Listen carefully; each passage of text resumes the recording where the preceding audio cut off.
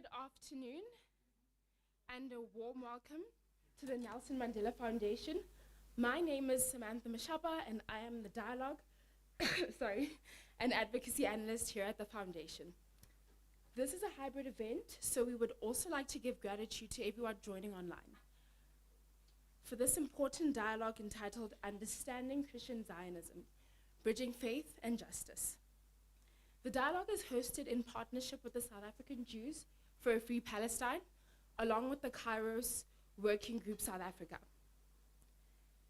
This marks the fourth installment of the Foundation's Critical Dialogue series. We appreciate your willingness to occupy this shared space and engage in a challenging yet crucial discussion. In recent months, in the context of advancing a peaceful and sustainable solution, the Foundation has convened a sequence of discussions focused on Palestine. Through these engagements, the concept of Christian Zionism and the ways in which Christian Zionism plays a role in strengthening and advancing Israel to protect and at the detriment of Palestinians. Today's dialogue is quite different in that it touches on religion as well as justice, topics that really tug at the hearts of people. Today's convening, we are going into it being very mindful of the sensitivities that we all may have around this discussion. The aim is really to foster a reconciliation between faith and justice by providing a space to explore Christian Zionism as we aspire to cultivate the recognition, to cultivate a collective recognition of our shared humanity. As a Christian raised in the Anglican Church and a staunch believer in biblical scriptures, my deep commitment to justice and equity for all people, this gathering holds a very significant part for me.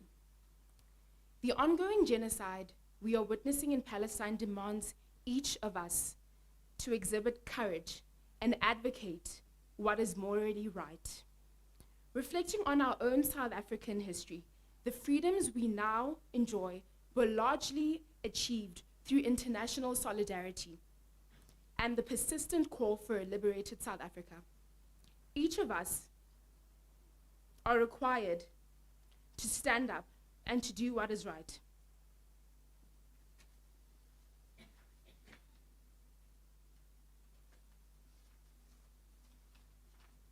The loss of innocent Palestinian and Israeli lives due to Israel's settler colonial project is both unacceptable and inhumane. The number of innocent people that have had to lose their homes, their communities, and entire families has been absolutely heartbreaking to watch. This call to justice is one that transcends faith, race, or gender. Freedom is a right that we all must have a stake in, and we must never be complicit in taking away the freedoms and the rights of others. The biggest lesson I've learned throughout history is that we do not learn from history. And so my hope for today and the years to come is that this generation will finally draw lessons from the past, and our generation will be marked by playing a role in bringing an end to the Palestinian plight.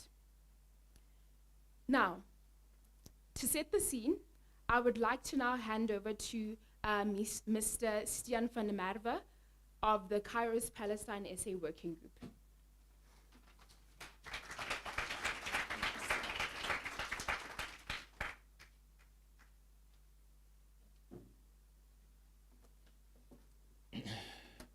It's unthinkable to not start in the Nelson Mandela Foundation without saying, Amandla! Let's say.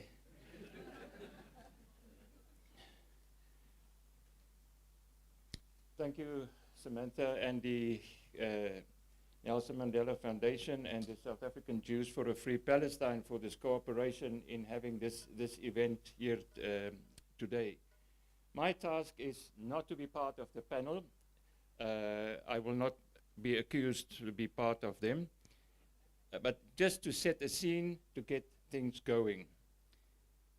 As Samantha has already said, it is a series in a dialogue in the Nelson Mandela Foundation in dealing with the injustices in Palestine and with Palestinians, of which my learned and friends will be able to speak to in much more detail.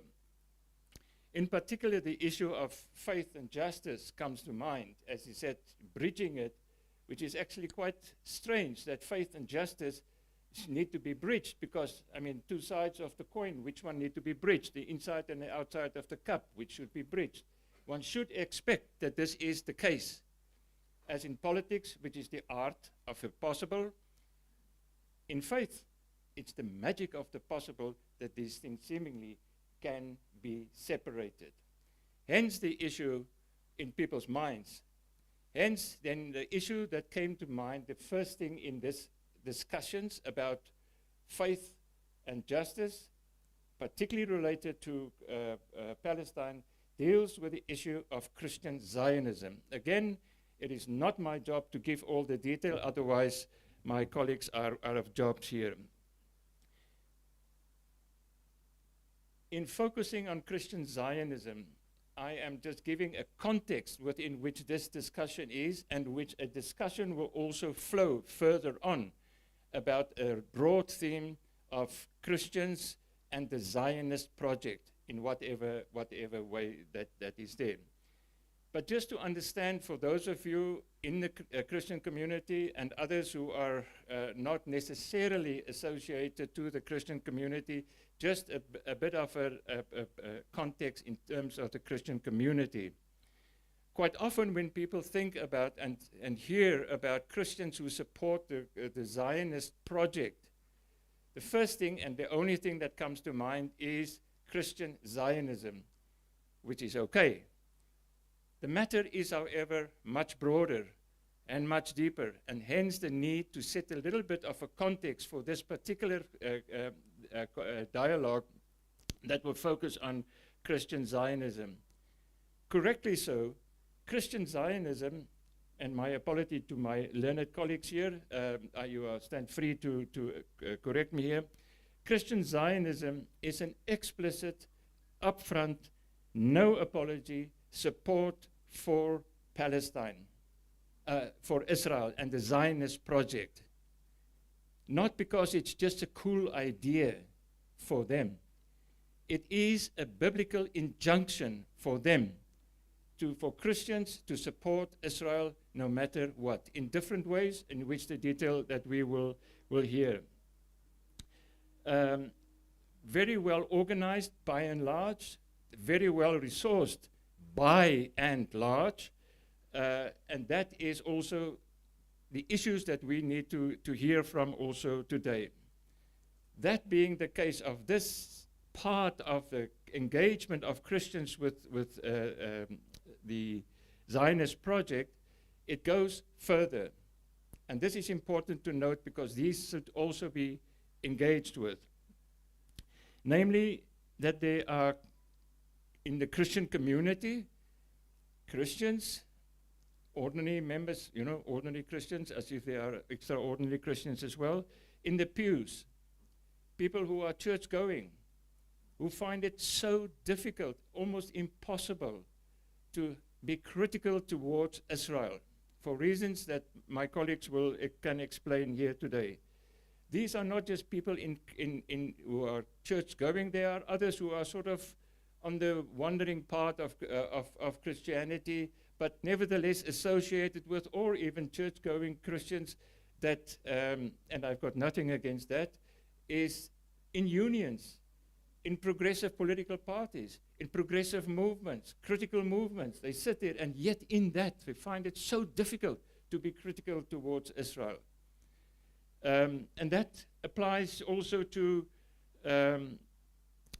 pastors, churches, denominations, even ecumenical, interdenominational structures, where different churches and different types of churches meet, find it so difficult. Not because they have necessarily a clear, like in Christian Zionism, a very clear theology or ideology, if you wish, about this, but because it is just how they grow up, how we grow up. The Christians, you know, Holy Land and all of that. No. You can't be so critical. Cannot understand where there is criticism also within the Christian community towards them. So there's a lot of confusion. It confused Christians when there's criticism about Palestine. There's silence. People who are simply silent. Now I'm afraid. People they read and they see what is happening, and yet there is silence. There's neutrality. There is balance. You know, this one does this and the other one does this, and you know, so it's, you know, it is just like a family fight, which we all know it is not.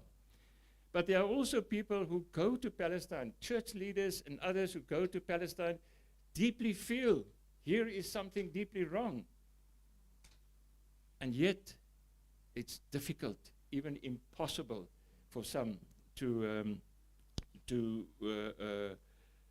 be critical towards the Zionist project. So, and I would say these two sections, so to speak, if you wish, represent the vast majority of Christians all over the world. So it is not only those who have a very clear understanding of theology about Christian Zionism, but also those who enable through silence, neutrality, balance, and enable, and doubts, etc., enable the Zionist project to flourish. So just see this, that in other words, the issue of Christian Zionism is not just the only thing in Christian community that is problematic for us. There are, however, so leading with the Christian community, voices like the ones that you will hear and see here today, who are fundamentally critical about this theology and this faith and this understanding and this position in the Christian community. And I wish to thank Rifat and Munther and Nadia, and where are the others who are from the Kairos Palestine Kairos movement in Palestine with an international network, who are a minority yet somehow organized to bring something different, yet with boldness and resistance, especially in the Christian community as well. And there are so many, and let me give credit to many individuals in the Christian community that help the churches or congregations or meetings to make at least critical statements, noises about the Zionist project, about Zionism and Israel. Yet even if there are critical decisions being taken, it's often very little action that comes from statements that go out, very little action. Thereby, and hear me, my appreciation and also critical observations there, it is important for all Christians to know that we all carry the burden of these positions inside us. And we all know that. If Bafana, for those of you internationals, this is our national men's soccer team. If they happen to lose a game, what do we say? They lost. No, we say we lost. If whatever happens in the Christian community, in the way it happens, in the few comments that I have made, it is our thing. We need to own that, regardless of the positions that we have. I just want to say also that today's, give me 5 minutes, we start in 10 minutes time. 1 minute. Thank you. You can't ask a theologian to talk about infinity and then give 5 minutes. There are also views from outside the Christian community that we will hear today. People from the Jewish community, people from the Muslim community, people from who look at things from a human rights situation. What is this position in Christianity doing today, and looking at, in other words, also from outside them, and being affected, deeply, personally and otherwise affected by the fact that Christians, by and large, have not had reached that point where we say, like a certain Martin Luther says, here I stand, I can no other. And that has to become mainstream for us. There is heaven awaiting, but a hell of a task waiting. Thank you.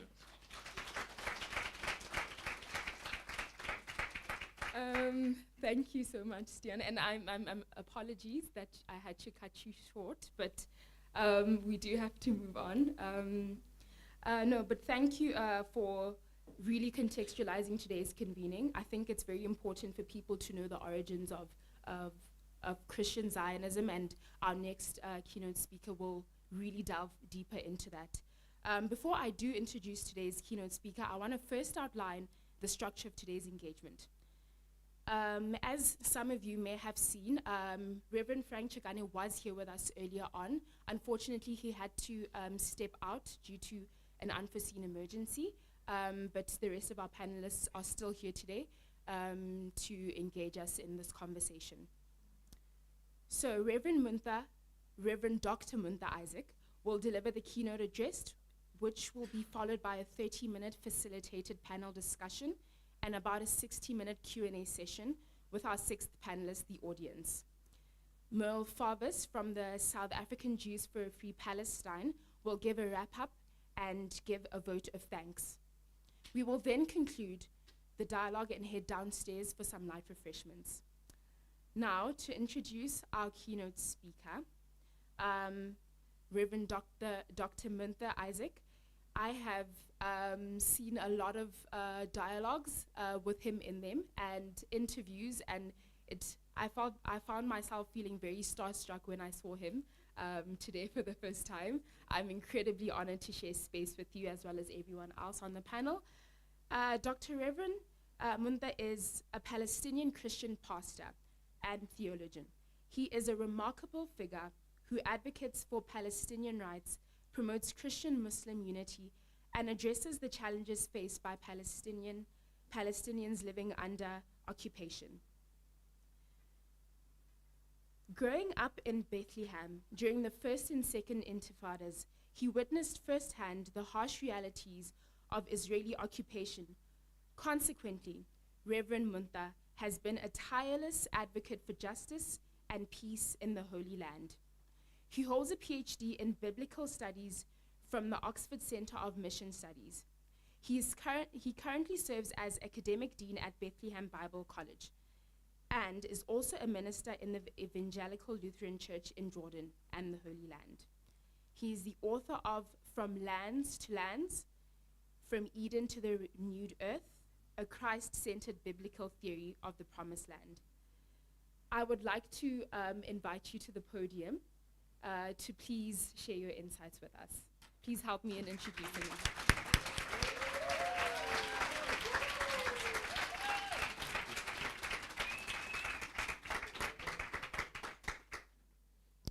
Thank you, and indeed the honor is mine, not just to be in this wonderful country and among amazing people here in South Africa, but to be in the place that honors the amazing legacy of a great human being like Nelson Mandela.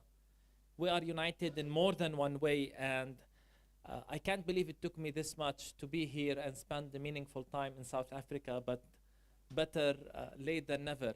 And I am sure this will not be my first time to spend quality time here in South Africa. Although, to be honest, I wish we were meeting in better circumstances, in different circumstances. I wish we were not speaking with the backdrop of a genocide that is still happening as we speak. God knows how many people will be killed by the time we finish this session. It's really sad, it's really horrifying that we've been advocating for this for more than 7 months now. A genocide that is happening under the watch of the world. Not the kind of genocide in which people will discover the horrors after it unfolds. But everyone is watching and rationalizing and justifying and negotiation. That's why it's especially important and meaningful to be here specifically, and we want to say thank you for having the courage to stand out and call out what is happening for what it is, a genocide. And we thank you for taking the lead. Our topic this afternoon, this evening, is Christian Zionism. And I want to emphasize, as we speak of Christian Zionism, that we look at it in a more broader context, not just as a way of reading the Bible or a certain expression of theology. But I strongly believe, as I will argue from this war and beyond, that Christian Zionism is part of a matrix of 3 elements. And those elements would be coloniality, racism, and empire theology. We can't understand Zionism or Christian Zionism apart from these 3 concepts: coloniality, racism, and empire theology. And believe me, it would be naive if we think that Christian Zionism is simply one way of reading the Bible. You know, I've been telling my South African friends, how could anybody get the theology of apartheid from the Bible? It's mind-boggling to me. The Bible is the antithesis of that. And the same way we feel about Christian Zionism. How do you get to the idea of a tribal God, a God of supremacy and separation? How? So this hasn't to do with one way of reading scripture here, interpreting this verse like this or not. And please understand, this is coming from someone who spent years investigating the Bible and doing exegesis. I have a PhD in the topic of the biblical promised land and how to interpret these promises. And let me tell you, the Bible has nothing to do with this. But it's this matrix, as I will explain, of coloniality, racism, and theology. And as I speak about these elements, you know, when we talk about Christian Zionism, most people associate it with evangelical pastors who call for the end of the world, right? There may be in the name John Hagee comes to mind. But let me tell you something today. The most dangerous and harmful Christian Zionist in the world is Joe Biden. He's a Christian, and he is a devout Catholic. He's a self-claimed both Catholic and Zionist. Not because he believes in a certain vision of end time. Not because he believes bringing Jews to Palestine will speed the second coming of Christ. But he's a Zionist for different reasons. And we need to look at that and not just associate Christian Zionism with those right-wing or fundamentalist pastors who fascinate about the end time. They're one expression of Christian Zionism, but they are not the sole expression of Christian Zionism. In fact, if this world has taught us anything, is that the so-called progressive and liberal churches have also been complicit in this genocide through their neutrality, empty calls for peace, and in some cases, silence. And in all of this, the Bible then just becomes a tool to serve these elements. So let's talk about coloniality. And I look at coloniality, and I would like to use the definition of the word communion for Reformed churches for empire. And I think it's a very important definition that helps us understand so many things today. In a conference in Accra in Ghana, empire was defined as, and I quote, the coming together of economic, cultural, political, and military power that constitutes a system of domination led by powerful nations to protect and defend their own interests. Again, the coming together of economic, cultural, political, and military power that constitutes a system of domination led by powerful nations that protect and defend their own interests. How is this related to Christian Zionism? Because this is what Zionism is. And this is what Zionism is part of, the global empire. From its inception, Zionism came out of the womb of the British Empire. And in fact, we forget that Christian Zionism actually predates Zionism, Jewish Zionism, and outnumbers Jewish Zionism, by the way. And as we talk about the whole issue of coloniality and racism, let's not forget that support to Zionism and support to Israel in the United States among white evangelical is stronger than that support among Jewish Americans. So you get what I'm saying here. So Zionism came out of the womb of the British Empire to serve the British Empire, as an expression of the racism of the British Empire and the anti-Semitism that existed then.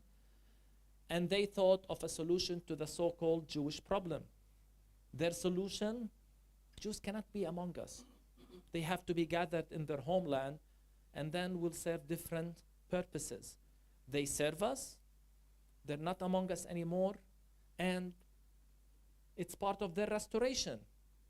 Believing in Christ, they have to be in Palestine.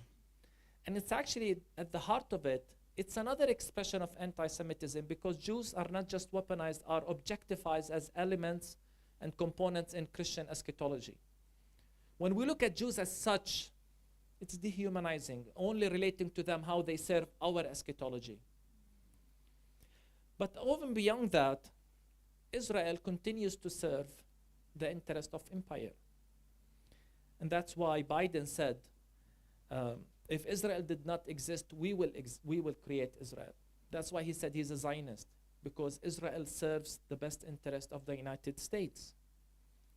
And moreover, when we read how American politicians speak about the special bond between America and Israel, we understand Israel for what it is, an expression of this exceptionalism that exists in America today. American exceptionalism, or Christian Jewish exceptionalism, as they look at it.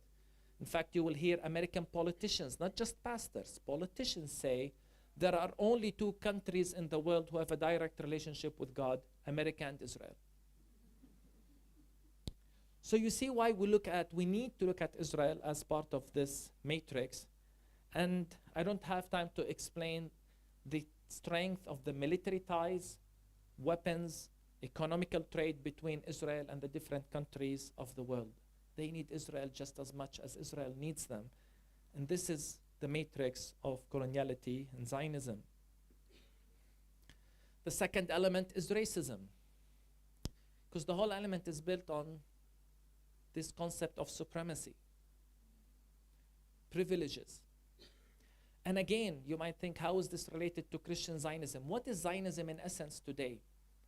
Let's look at, and I don't want people to look at, historians and how Zionism expressed itself.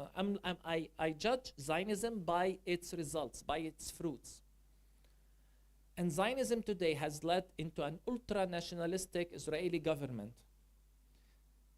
that claims and has written that Jews have an exclusive and inalienable right to the land of Israel. And of course, to them, the land of Israel is all the land. This is supremacy by definition. This is apartheid by definition.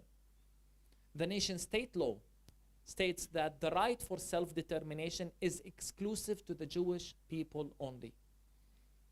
So we're not just talking about apartheid in practice. We're talking about apartheid in theory. And it's implemented. I look at how politicians and church leaders justified this genocide. And I'm horrified. I'm horrified because this war has established to us that Western leaders do not look at us as equal. They're okay with this genocide to continue, and they continue to defend it using terms like self-defense. They look at Gaza as a project. They continue to rationalize. Just look at the use, for example, of the concept of the Amalekites, comparing Palestinians to the Amalekites, which is basically a call for genocide. And the whole world went crazy when Israeli Prime Minister Netanyahu used the expression of Amalekites. Christian Zionists used it before him during this war. Many have used the same concept of Amalekites. So you have Christians calling for the extermination of Palestinians in Gaza. Look at how Palestinians are described as, sorry to say, animals, uncivilized, barbaric, evil, Nazis. All of these terms were used in this war, not just by Israelis, but by politicians to justify this war. Again, it confirms to us that they don't look at us as equal. The hypocrisy and double standard of the world was at full display when, after articulate and detailed case by South Africa in the ICJ clearly showed that Israel is committing the crime of genocide with proof after proof. Look at how the Western countries responded to the South African file with condescending racism, dismissing it as baseless. They did nothing to the results. Even when the judges said and concluded there is plausible reason to believe Israel has committed genocide. Yet 2 days or 1 day after the results of the ICJ, countries, United States, Canada, the UK, Europe, and many others suspended funding to UNRWA based on mere allegations that 12 UNRWA members took part in the October 7th attacks. Again, the amount of hypocrisy involved is amazing, and the amount of racism involved in this hypocrisy is even more appalling. So this all confirms to us that they don't look at us as equal. So we need to highlight this whole concept of racism. And finally, to aid all of this, theology comes to the service. And that theology finds itself in different ways. In fact, theology has been aiding Israel's colonial approach since its inception. And that's why we can hear politicians like Mike Johnson, the US House Speaker, just a few months ago say, as a Christian, we believe the Bible teaches very clearly that we're to stand with Israel, that God will bless the nation that blesses Israel. End quote. These are the words of one of the most powerful people in the United States. So without any reference to history or context, Johnson, an evangelical Christian with strong ties to Israel, affirms USA's unconditional support of Israel for the simple reason that the Bible teaches that Christians must support to Israel. It doesn't matter to him if Israel is committing the crime of apartheid. It doesn't matter if there is a genocide taking place. Support Israel, and this is it. Listen to these statements from American congressmen and women. The entire matter of support to Israel is based upon faith in our Creator, faith of a chosen people. There have been two nations created to glorify God, Israel and the USA. Sorry to break it to you, South Africans, you were not created to glorify God. Those who bless Israel will be blessed, and so on. Both as a Bible scholar and as a Palestinian, I'm horrified by this. And as a pastor, I'm sad and angry. First, for the credibility of the Christian witness. And I'm angry and sad when all of this translates into a genocide, justifying a genocide. And I'll get to that in a minute. But first, let's look again at what Christian Zionism teaches. It makes this jump from biblical stances about the faith community and biblical history, and it makes a jump from the fact that Jews lived in our land. By the way, we never denied this. And I don't want to deny what the Bible says about Israel, the Jews, whatever. But to make the jump from that into political entitlement and the right to dispossess others is so incomprehensible to me. And how the world seems okay with this. So Israel, as a settler colonial entity, relied on the Bible to justify why those Zionist Jews are immigrating to Palestine to establish a homeland. And they translated what the Bible says about the faith community of Israel into political right to come and dispossess others. And the world was okay with it. And actually, churches unconsciously kept repeating this. For example, when churches say Jews return to their land, that puts me immediately as a Palestinian as if I am occupying someone else's land. And we say, excuse me for not getting the memo that God had a private deal, as Bishop Malusi taught us this morning, with a certain people, and we have just to accept this as a world. And when we talk about our land as Palestinians, I'm not talking about political statements. This is land we inherited, we farmed for generations. Our rootedness in the land is so deep, hundreds if not thousands of years. Yet that theology, without going into the details, the end times, the restoration, two covenant theology, and all of that, and I can bore you with theological dispositions, that theology basically resulted in the concept that a Jewish person born in South Africa can have more rights, come and live in Palestine, even dispossess me of my land, because the Bible tells me so.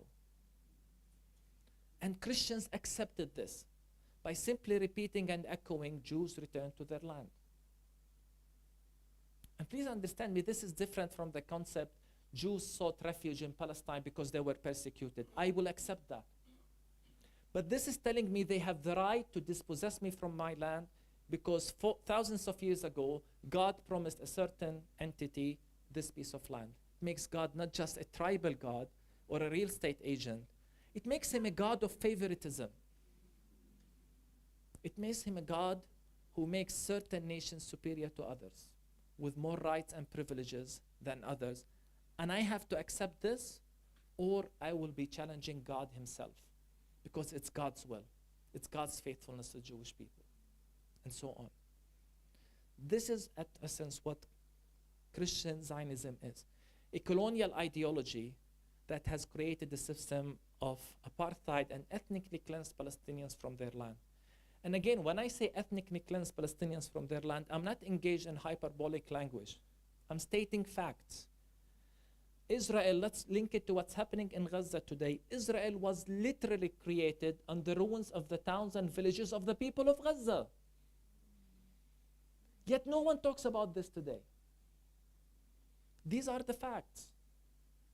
When Israel was created, hundreds of towns and villages were completely destroyed. Hundreds of thousands of Palestinians were forcibly displaced from their land. This is what Zionism is to us. And this is how we should understand Christian Zionism. And finally, when we relate all of this to what is happening in Gaza, one of the most horrifying experiences we've experienced as Palestinian Christians in particular is to see how churches responded to the genocide. It's a sad, painful experience. And I wrote a whole chapter on this in a book that I hope to publish soon. And it was a very painful chapter to write. For in a time when we're literally concerned about, I'm talking about our community in Bethlehem, or when Christians in Gaza are literally fighting for their lives, hoping to escape this genocide, you have pastors and theologians who openly called for the destructions of Gaza, who openly called for a genocide. Some pastor said when he saw what's happening in Gaza that it created in him a sense of hope that it will usher in the coming of Jesus. And then he called for Israel to make the Gaza Strip a parking lot by this time next week. We have others, congressmen like Tim Walberg, who was a pastor, who holds degrees from prestigious evangelical seminaries, 2 of them. He argued that we shouldn't spend a single penny on humanitarian aid to Palestinians, and then encouraged America to get it over with Gaza. He said this 5 months after the genocide, 5 months. He said bombs should be dropped on Gaza like Nagasaki and Hiroshima and get it over quick. This is a congressman who was a pastor. I mean, what Jesus are they following? What Bible are they reading? Honestly. Others have called, and the scary part to me is that for an American to still think of Nagasaki and Hiroshima as good examples, seriously, then you've got many theologians who have written to justify the genocide, calling it self-defense, recognize it that this is the justice of a forceful response to that terrorism, so that genocide is okay. Some have used the just war theory, calling this war a just war. The just war theory, a colonial tool that was used in the Iraq invasion, that was used in other wars as well. Very convenient way of the empire to use the Bible to justify war and violence. And then there are the church diplomacy And this is what brings me now to the liberal part of the church. How many statements were written? And friends, let's be clear. Jesus never said, I was hungry and I was in prison and you wrote a statement. He said, I was hungry, you fed me. I was in prison and you visited me. Yet somehow we have these churches who believe we solve everything with a statement. And at these statements, and I had the painful experience of analyzing many of these statements, we can summarize them as such. Only Hamas is condemned, Israel is never condemned. October 7th is terrorism, Israel is defending itself. The hostages must be released, nothing is mentioned about the Palestinian prisoners. Bad things are happening to the Palestinians, but Israel is never condemned for these bad things. And I wish I had the time to bore you with one church statement after the other that always condemn with the strongest language and describe with the most vivid terms what Hamas did on October 7th. I'm not justifying what Hamas did. But then only explain, and sometimes you read how they explain what is happening in Gaza, and you get the impression there is a hurricane or an earthquake that happened. You know, people, there is no enough food in Gaza. Why is there enough food in Gaza? You're a church statement. Call things out by their name. But they don't. They choose the path of neutrality, as they claim. They write church statements that want to please everyone and end up saying nothing. And as I said, they're very biased in how they look at one side as opposed to the other. They reveal a strong sense of racism in that, for example, they only call for the release of Israeli hostages. I hope the hostages are released safe. I hope so. I pray so. But do you know that since October 7th, 6,000 Palestinians have been kidnapped? 6,000. Now, of course, the empire calls it arrest because they're terrorists and everyone is okay. You don't see countries flying into Bethlehem and Ramallah to show solidarity with us. You don't see countries waging war in Tel Aviv, destroying Tel Aviv to release these hostages. And when the same is echoed in church statements, this is when we're angry. And then there are the peace churches who are horrified by what's happening, who are praying for peace, who call for a ceasefire. And actually, in times like these, we appreciate every call for a ceasefire because we no longer take it for granted, because there are still churches who have not called for a ceasefire. So we appreciate those words. We appreciate the call to end all forms of violence and release all hostages. We appreciate the strong words of the Pope that this is terrorism. But many times these calls for peace are passionate and genuine, but they lack the action. They lack the aggression. They are toothless. And when there is a genocide that is normalized, calls for peace and prayers for peace are not enough. And this is why we are horrified and we continue to speak for the church. I want to conclude by pointing to something that I feel is really, really important, especially when we try to engage with Christian Zionism. As I was writing and researching these things and engaging in all of this advocacy, I was led to reread again the Kairos South Africa document. And I was shocked by how much relevant it is today. And believe me, I was reading it, and every time I read a passage, I conclude they could have been talking about Christian Zionism today. The Kairos South Africa document defines state theology as the theological justification of the status quo with its racism, capitalism, and totalitarianism. This is Christian Zionism, friends. It blesses injustice, canonizes the will of the powerful, and reduces the poor to passivity, obedience, and apathy. We have no rights as Palestinians even to defend ourselves. It does it by misusing theological concepts and biblical texts for its own political purposes. This is Christian Zionism. They talk about the church theology that takes reconciliation as the key to problem resolution. Church theology often describes the Christian stance in the following way: we must be fair, we must listen to both sides of the story. If the two sides can only meet and talk and negotiate, they will sort out their differences and misunderstandings, and the conflict will be resolved. You can't imagine how many times we've had Western churches come and lecture us on this. And that's why I said in December, and I say now, I don't ever want to hear a European or an American lecture us on peace or the human rights or the international law. You disqualified yourself.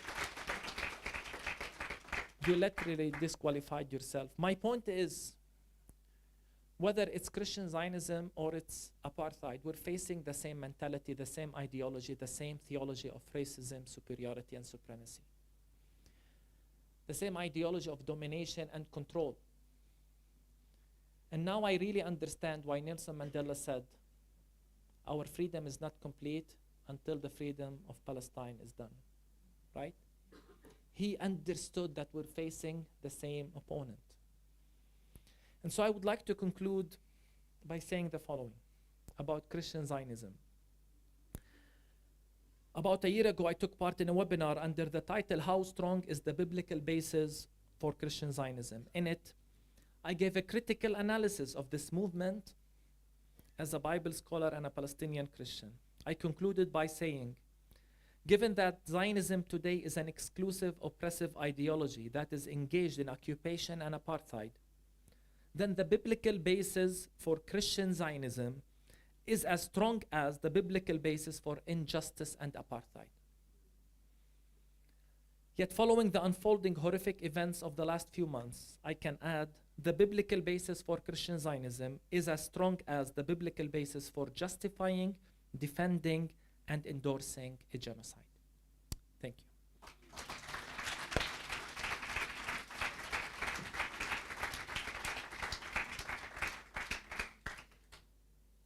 Wow, that is going to be a very hard act to follow.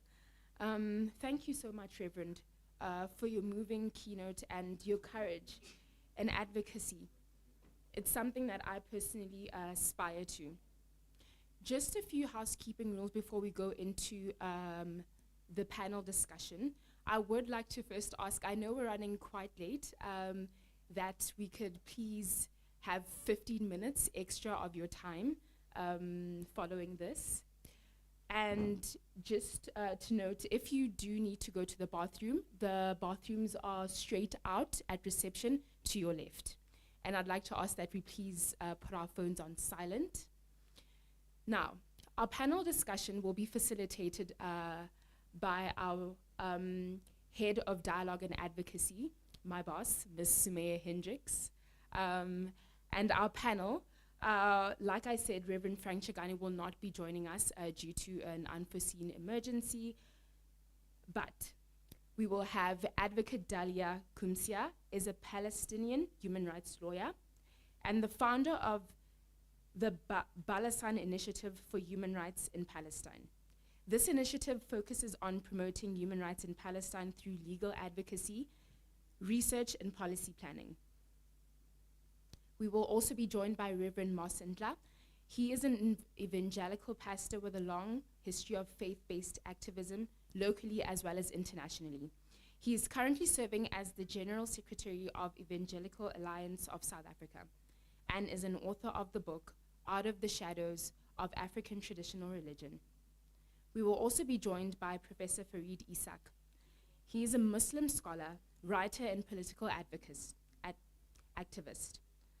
Prof. Farid holds a PhD from the University of Birmingham in England. Lastly on the panel, we will be joined by David Wildman. He is the Executive Secretary for Human Rights and Racial Justice with the United Methodist Church. He works with grassroots partners in the Middle East, and he visits them regularly to implement his work. He has been an avid advocate for Palestinian rights and has made his way all the way to South Africa to continue that work. Please help me in welcoming our esteemed panelists to the front.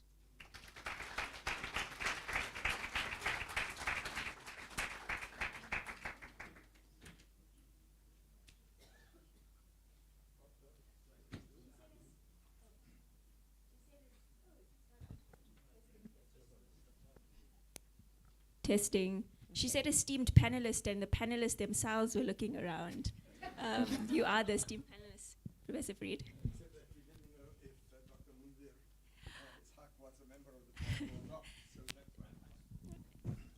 So no, thank you so much for that. So what we're going to be doing just in terms of this session, so there's going to be a panel discussion and then audience engagement. And so whether you have a question for Reverend Munther or for the panelists, you'll have an opportunity to be able to ask. So just in terms of this discussion, Dalia, I want to start off with you. You know, there's a theological and a theoretical discussion to be had, but this is quite a personal topic for you, being Palestinian. And I'm going to start off with a very basic question. Mm-hmm. How are you against the backdrop of everything that is transpiring? Okay, thank you, Sumaya. First of all, allow me to express my great gratitude to be part of this panel with such distinguished members, to be having this discussion here at the Nelson Mandela Foundation. A man we are inspired by in Palestine, a man who lived and died striving for freedom and equality for all. So that's the starter. Now, back to your question, how am I doing? Correct, how am I? Wow, I think we are not used to being asked this kind of questions, but let me try. I think I'm dealing with conflicting emotions every day, way before October the 7th, but especially after October the 7th.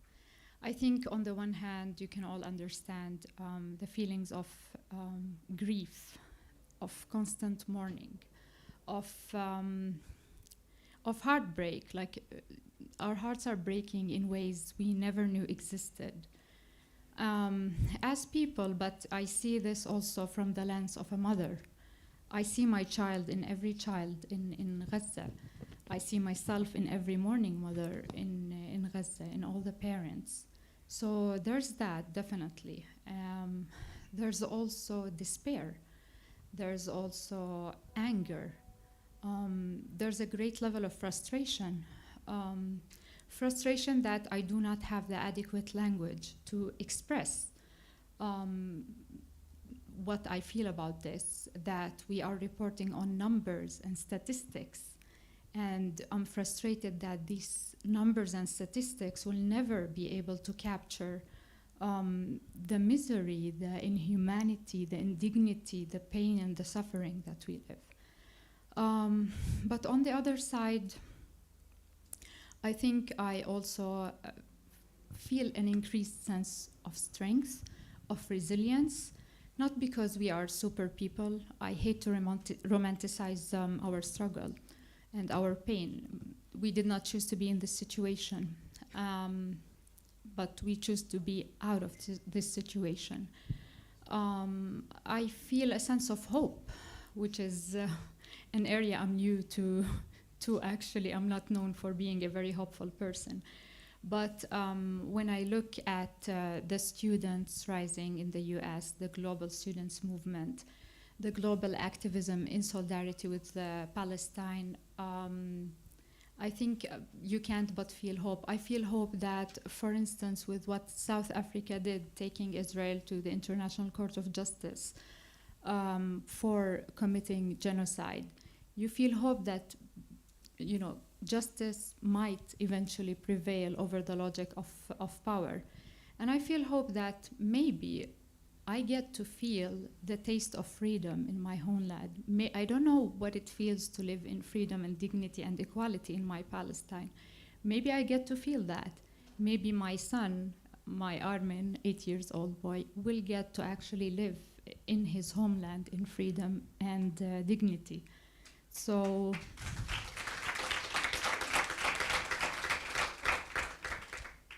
I think, yeah, the answer was supposed to be, how are you doing? And it should be a 1-2 words answer, but I elaborated. Maybe I need some therapy, I don't know. No, thank you. Thank you so much for sharing that with us. Reverend Moss, religion is so personal. And, you know, I say this because I too know how the ways in which religion shapes one's outlook, shapes one's frame of reference, your relationships, what you aspire towards. And so for people coming into this discussion whose identity, outlook, frame of reference, and their relationships are framed by what they know is to support Israel, and that being part and parcel of their faith. To even have the discussion almost feels like they might need to shred and like undo a part of themselves. And so I just want to also just bring that into the room. How does one even go about engaging and starting that conversation if someone finds themselves in that position? Thanks for that question, Ursula. Well, it's very true. Those things get to be very personal. In my own case, my name is Moses. And my father's name is David. And so I come at the story of this conflict between Israel and Palestine almost with a built-in bias to the people who are supposed to be the people of David and Moses in this, and what you grow up knowing is that this is Israel. It's very easy to see Palestinians as the Philistines who used to bother God's people. So that is how personal it gets. So you're raised with this kind of mindset. It is different when you happen to be black in South Africa, because then you have to wrestle with what that means to internalize this faith. You either give it up or you interrogate it. And in my case, I thought, well, let me give Jesus a chance to speak for himself and not listen to the way he is interpreted by white missionaries.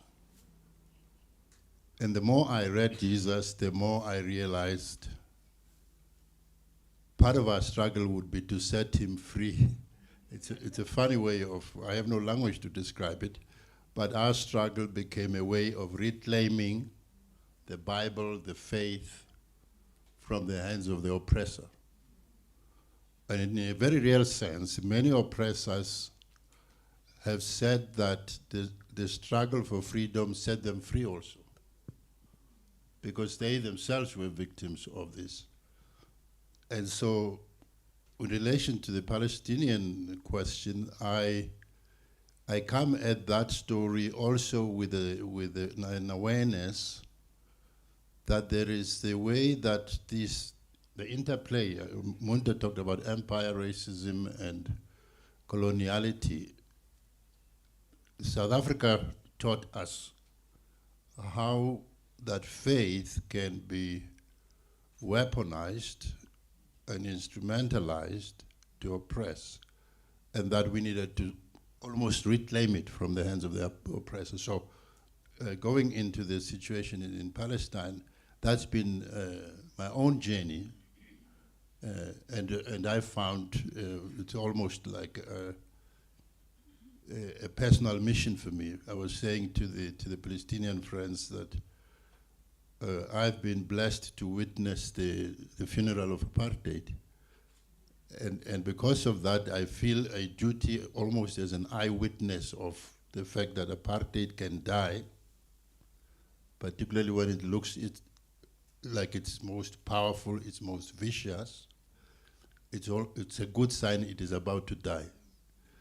And so I feel that the solidarity we can give to the Palestinian friends is a sense that this thing can be done. We can win the struggle.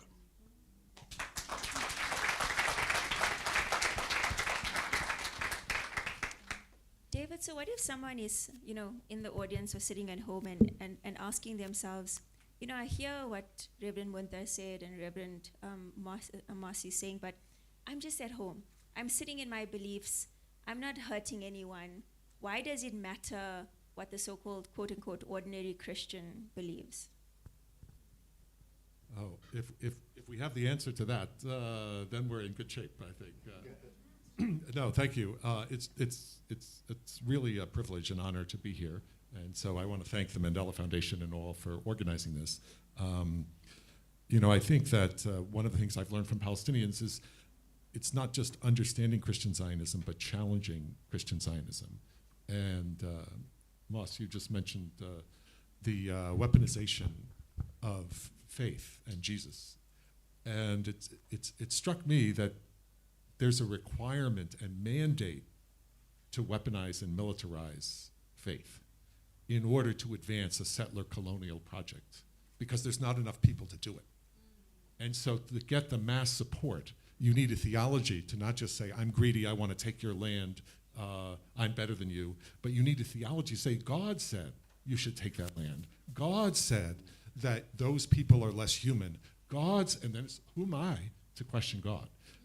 And so I think it's really important for us to understand the difference between the leadership of Christian Zionist movements like Reverend Hagee and Joe Biden that are about advancing powerful interests at the expense of human lives, and the genuinely biblically based folks who read the Bible. And I'm not a recovering Christian Zionist. So some of my friends are, you know, I was born liberal, so I'm a recovering liberal. So I'm in that second category, maybe more worse, that Munther mentioned.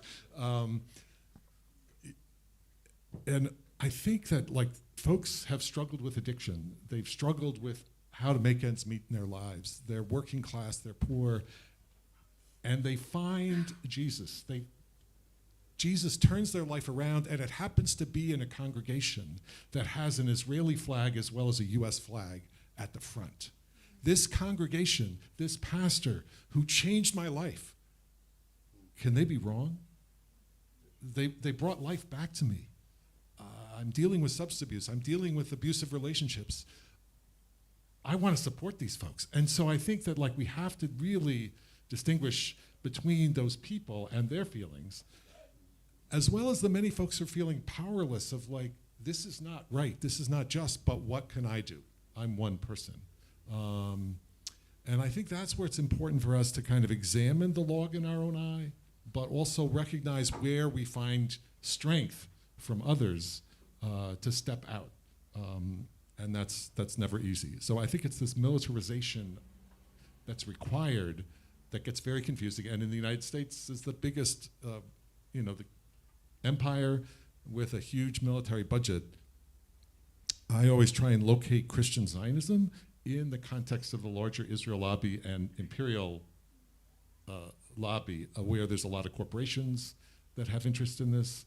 And the leaders are very, Reverend Hagee and others are actually the anti-Semites.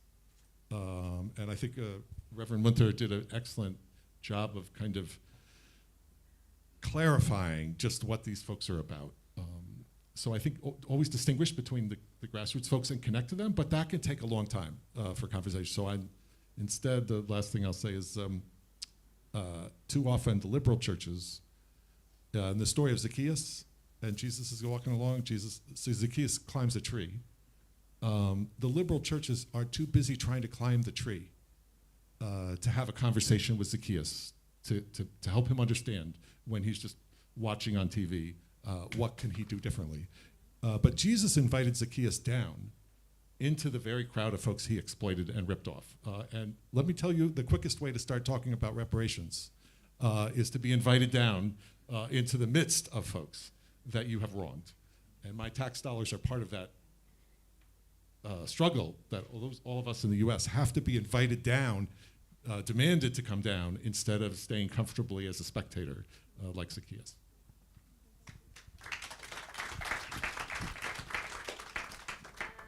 I didn't take in consideration the time for clapping, but I should have. Prof. Farid, when you're entering into the dialogue space, one must check themselves at the door, maybe I think as young people would say. And I'm acutely aware that my positionality in this discussion is that While I'm a person of faith, I'm not a Christian. And I just wondered whether you think there is a role for people and for organizations like the Nelson Mandela Foundation outside the church space to play a role in the discussion around Christian Zionism. Yes, absolutely. Because Christian Zionism is, in many ways, it is really unrelated to theology. It is a perfect reflection of the ideologization of theology.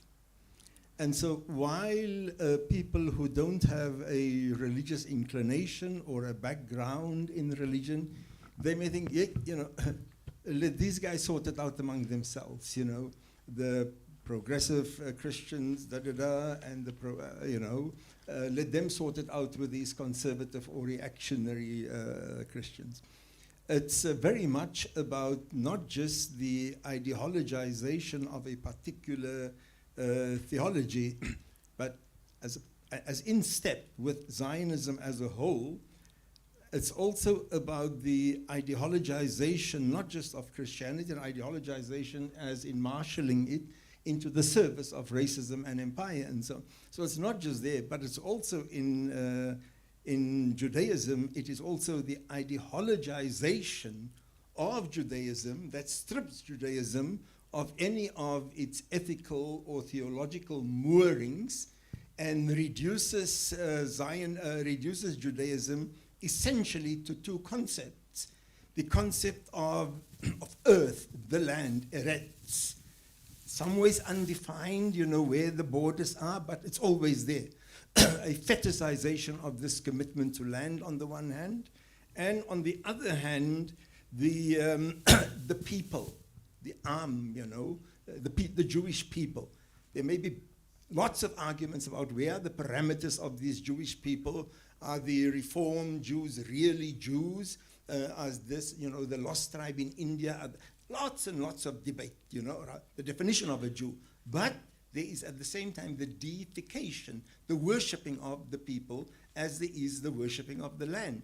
And so in all of this, God is a F off, get out, quite literally. And so it's not a theological question really about, it is a question ultimately about who pays the price for this. And who pays the price for this is essentially a human question, and it is a human rights issue. And then if the foundation is interested in intervening in the violation of human rights, worse, the questions of genocide, then one doesn't stand away for these religious dudes. I mean, when the pastors in the apartheid South Africa, when they spoke about this land, uitgegee op gesag van die hoogste se hand, that this land given to us on the authority of the highest, didn't black South Africans, white South Africans who were engaged in the liberation struggle, we didn't care a tuppence about their ideologization of God. You know, this was our, and so we're going to fight. And we're going to fight with all our allies who were Marxists, our allies who were deeply committed atheists, our allies in different, we're going to fight this fight. And so yes, there's a fundamental role in this thing for a foundation like the Ahmed Kathrada Foundation. And at the same time, there's a particular role for other Christian communities and the religious Jews and Muslims or whoever who recognize the instrumentalization of scripture and religious texts. And a quick one, I dare say, not just the instrumentalization of Christian text or Jewish text. Other religions, we have to look at our own traditions also, at how do we instrumentalize text in order to have similar kind of hegemonic designs over other people. So going from talking outside the church space to now zooming in within the church space and specifically in South Africa, Reverend Moss, what has been the response of churches in South Africa in relation to not only what has transpired till October the 7th, but in relation to the Palestinian question in general. Yeah, thank you for that question. I suppose the answer, it's not there's no homogeneous response. There are different patterns. There are people obviously who are Zionists and who embrace the theology that was described earlier by Munther, that believes completely that the return of the Jews to the land is the will of God, and that the task of Christians is to support that, and that they should bless Israel, because God blesses those who bless Israel, and those who criticize Israel, God will get them. And so that is the sort of one side of the churches. Then there are churches that are pro-Palestinians and have put out statements to declare it to be so, and to call their congregants also to rethink Christian Zionism. And so then there would be those in the middle who are undecided. And so I suppose one of the ways in which to predict which side of this discussion a church will find itself is to look at how they related to apartheid in South Africa. Those churches that tended to support apartheid readily support Israel. And those churches that opposed apartheid would readily support, who oppose in other words, those churches that were involved in the struggle against apartheid would readily identify with the Palestinian struggle. So you can almost use apartheid, the people's relationship to apartheid here in the past, use that as a way to predict where they will stand with Israel. Yeah. That's very insightful. Dalia, Reverend Moss spoke about his experience as a Black South African, and often when the United Nations speaks about the question of Palestine, they speak about it in the context of eliminating racial discrimination. And I wondered whether if you could maybe just touch on the ways in which, the extent to which you think that racism is what is responsible for even being able to give enough oxygen to this idea that Israel is a sign of God, and in some way that Palestinians are dispensable and disposable. How much of that is because of racism? To a great extent, actually. I think racism is what fuels every extremist ideology. It is the core of every extremist ideology. And not only in Palestine, I mean worldwide, and Christian Zionism in Palestine is no exception to that. It's a very eliminationist ideology. For the purposes of time, I will not expand on what Zionism is. Reverend Munther already made many compelling arguments on that. But it's, the early Zionist pioneers, if you want, they were pretty vocal on what Zionism is. It's us versus them. There's no place for two people. Palestinians are portrayed as those mindless nomads. I think you can relate to this experience here in South Africa, as we've been discussing.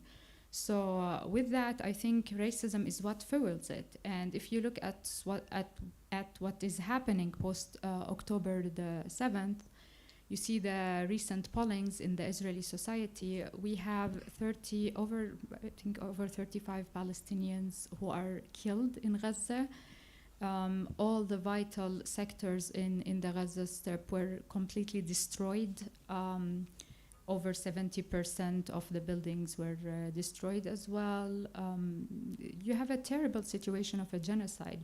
And then when you look at the pollings from the Israeli society, if I am not wrong, 94% of those who were polled in Israel said that the level of force of military aggression that Israel is applying to Gaza is adequate. They think it's adequate.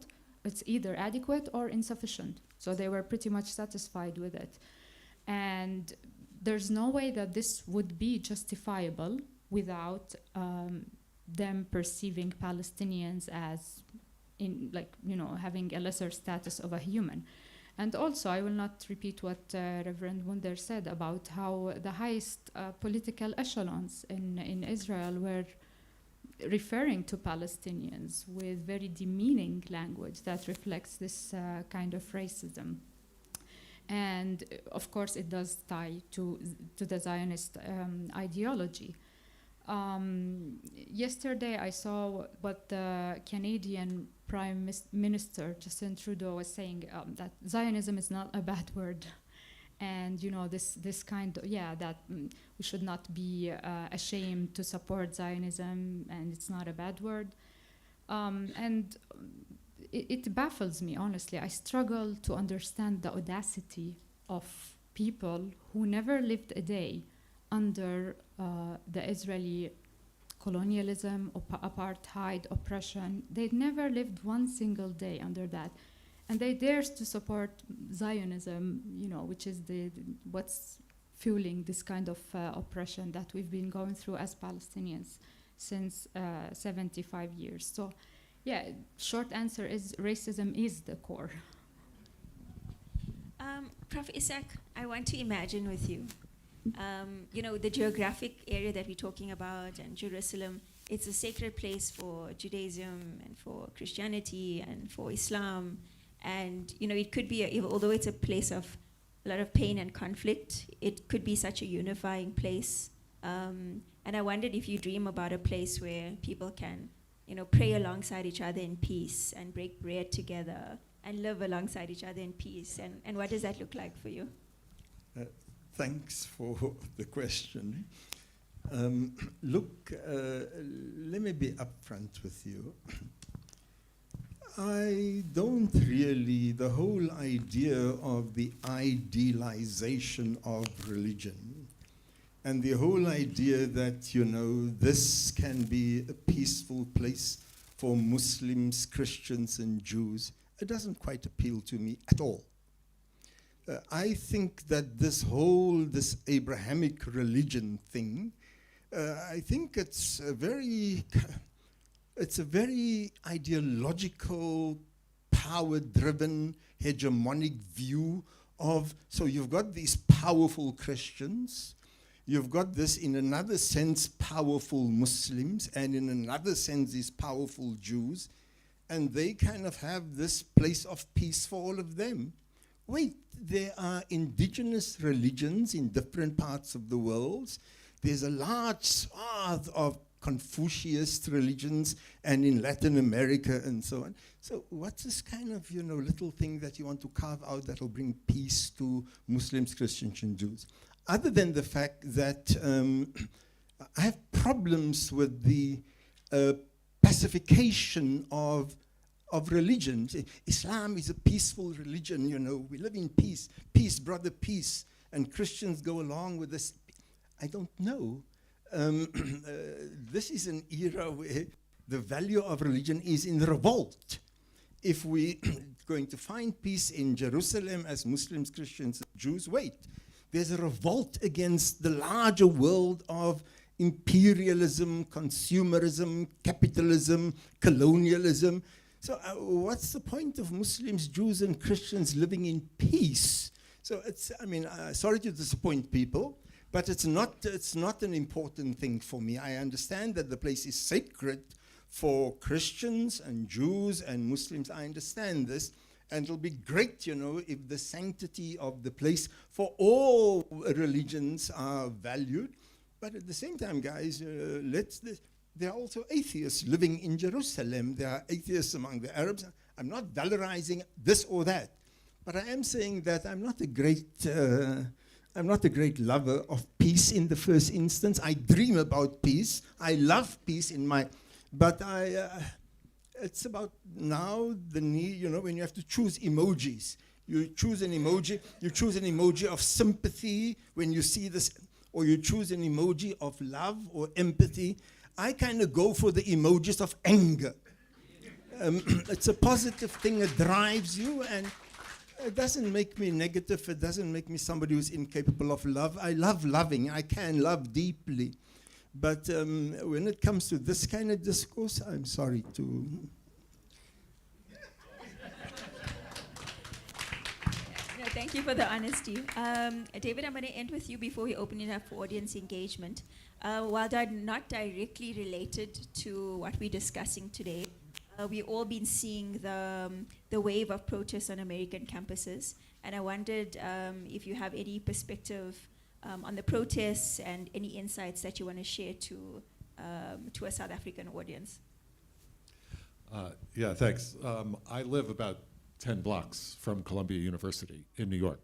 So, and it just so happened I was going out to the airport last Tuesday to pick up a cousin I hadn't seen in many years.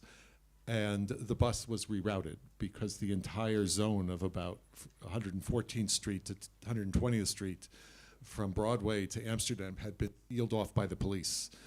It was a closed military zone. So that was just the latest part. But I was also around, and a graduate student nearby, when there was the encampments in the 1980s at Columbia University around the anti-apartheid struggle for a free South Africa. So what I would say is, like, the students decided not to wait. In the churches, we often think, and I've had United Methodist friends in the United Methodist Church say, David, you know, we need to develop the perfect pilgrimage to come and visit, and if people see, then they will go back and change U.S. government policy and the occupation and the genocide. That's important. But I did advocacy work for 20 years before actually going on a journey myself to Palestine. And so I think that's what's so important with students is the impatience, you talked about anger, of not waiting for things to change. Not saying I have to fully understand everything and have the perfect kind of approach, to say, I need to do something because people's lives are on the line, and my government, in the case of the United States, is part of the genocide. Our tax dollars, our military personnel, our corporations, our churches are all part of the killing. So what can we do? And so I think it's very inspiring. Now, semester's ending, so I think one of the things one has to say is, how do we move from revolt to revolution? Because with Jesus and the early movement in Palestine, they generated lots of folks. The empire found a way of crucifixion. They didn't factor in resurrection. But even with resurrection, that didn't end the violence. And so I think what we need to do is walk with one another. And those of us who were, I call myself, I'm a member of the Yahoos, the young at heart, but otherwise older. So the Yahoos, there might be one or two in the audience here today, need to join with the young people, with the students, and say, you know, we're in this together, and look at what are the nonviolent actions we're taking. Not all of us will join an encampment, but we can call folks in government. Thanking the South African government, it's a little different than my government, but more needs to be done. And that's what I would say is, like, the last thing that I've learned from my Palestinian colleagues is the story in Luke 18 of the widow and the unjust judge. And here I am in Palestine, and this was before the genocide. I'm like, there's a lot of widows around here. Suddenly I was like, so why did Jesus pick a widow for this story about how to pray always and not lose heart? And Jesus doesn't say, well, you pray by saying these words or this. You know, Jesus gives the example of a widow demanding justice from an unjust system as the example of prayer and the example of faithfulness, or samud. I'm learning a little bit of Arabic. But the most marginalized person the students who don't count, not the administration and the trustees, but the students, are the ones like the widow who take that example of demanding justice and practicing a ministry or a politics of erosion. So when I've talked on campuses, I say to students, like, look at your job, this encampment is great, but you need to wear down the trustees, just wear down the administration, the president. It won't happen today. This encampment might not do it, but wear them down by continually demanding justice. And the second thing is, I think we lose sight of, the Bible doesn't say who was the crowd, because the widow demanding justice before the judge was in an oral tradition, was in public. It was at the gate, the city gate. And what happened to the crowd? At first, they were standing by. They were too silent. But the longer the widow kept shouting and demanding justice and being present every day, the more in the crowd started saying, wait a minute. Like that person you asked me about in the first question, who's at home. Be like, maybe I don't need to be watching TV. I need to be stopping by my local campus. And that's the difference that's going to make, that people start showing up and understanding that our faith is not found through the prayers by ourselves. Those are important too, but are found by our prayers that happen when we stand next to our sisters and brothers.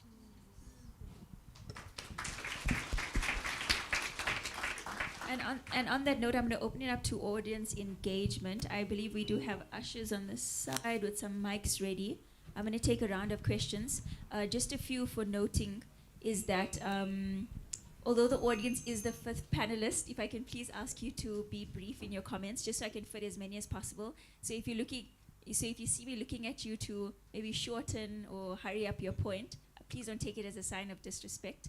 And if you can also please just introduce yourself as well.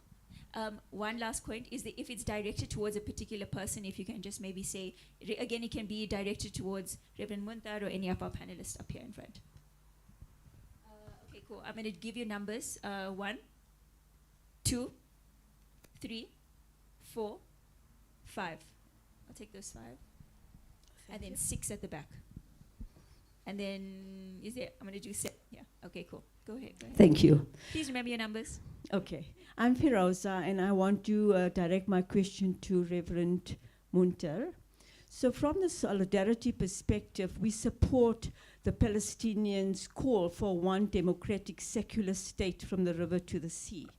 However, we also acknowledge that majority of the people across the African continent support Christian Zionism from a biblical perspective, as you mentioned.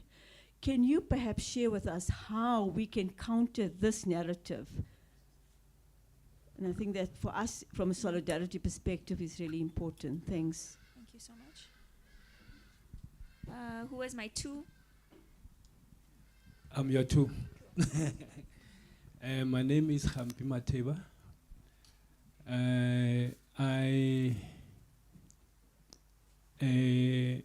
I'm a political scientist. And that is precisely the reason why I came here. On a number of occasions, my son has engaged me on this question of Israel-Palestine conflict. And he asked me, Papa, but when is this conflict going to end? And then I'm glad that he's back. Unfortunately, I missed the gentleman on the extreme right. Yes, the one who's not a lover of peace, but who chose the emoji of anger. And this is not just a question to him, but to all the panelists. I want to know, there is this idea which has been around for a very, very long time, from the colonial days when Britain or England or UK was the colonizer in that part of the world. And they adopted the Balfour Declaration about a two-state solution. So in view of what is happening now and what has been happening, given that Israel is a colonial settler project, what do you think is the best way out of this mess? Thank you. Whoever else is speaking, if I can please request you to stand up, that would be most appreciated.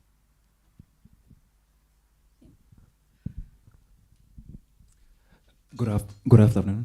My name is Pila Sitole. I'm from a church, Assemblies of God, that we have a session where we pray for kings, but we emphasize praying for peace.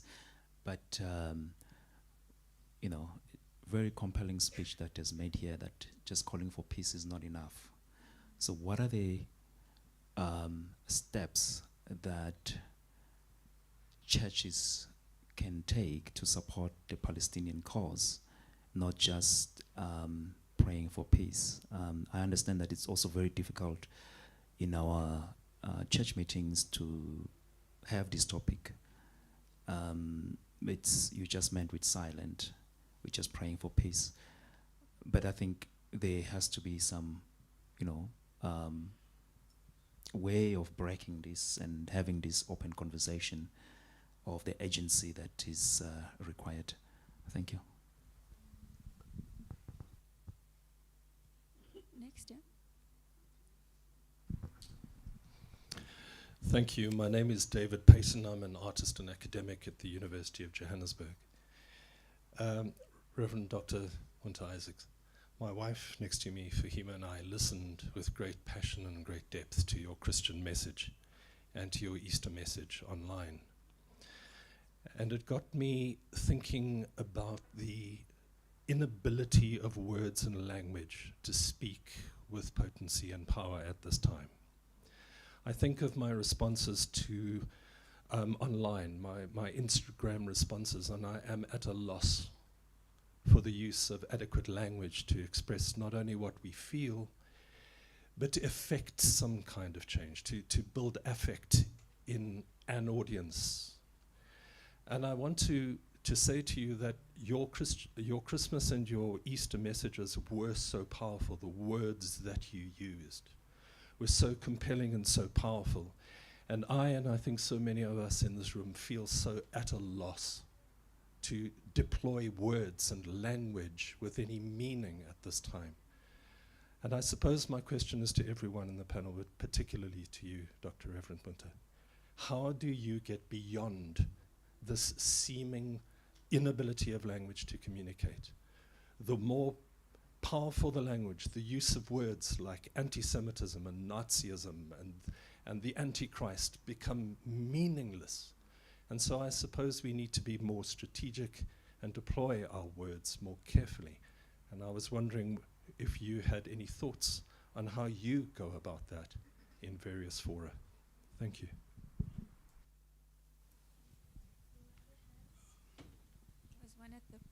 There was one at the back, and I know there was one here as well. Oh, yeah, okay. I identify with the anger, especially when I look at the news and see what's happening. My name is John Banda. I hold an honors degree in theology. I'm a pastor of a small church called First Love Faith Ministries. I see myself as a Bible student and also as a Bible teacher. I will speak to a few points for the sake of time. I recognize the isms that we mainly have in the sense that we like to categorize ourselves in different isms, divisions that we put ourselves in. I also want to acknowledge the point of raised by Reverend Dr. Munther. Is that how I pronounce your name? You spoke, I might have misunderstood you, but you spoke of what kind of God is a God of favoritism. And I identify myself as an evangelical Christian. Being an evangelical Christian, I believe what the Bible says is what it says. That's what I must believe.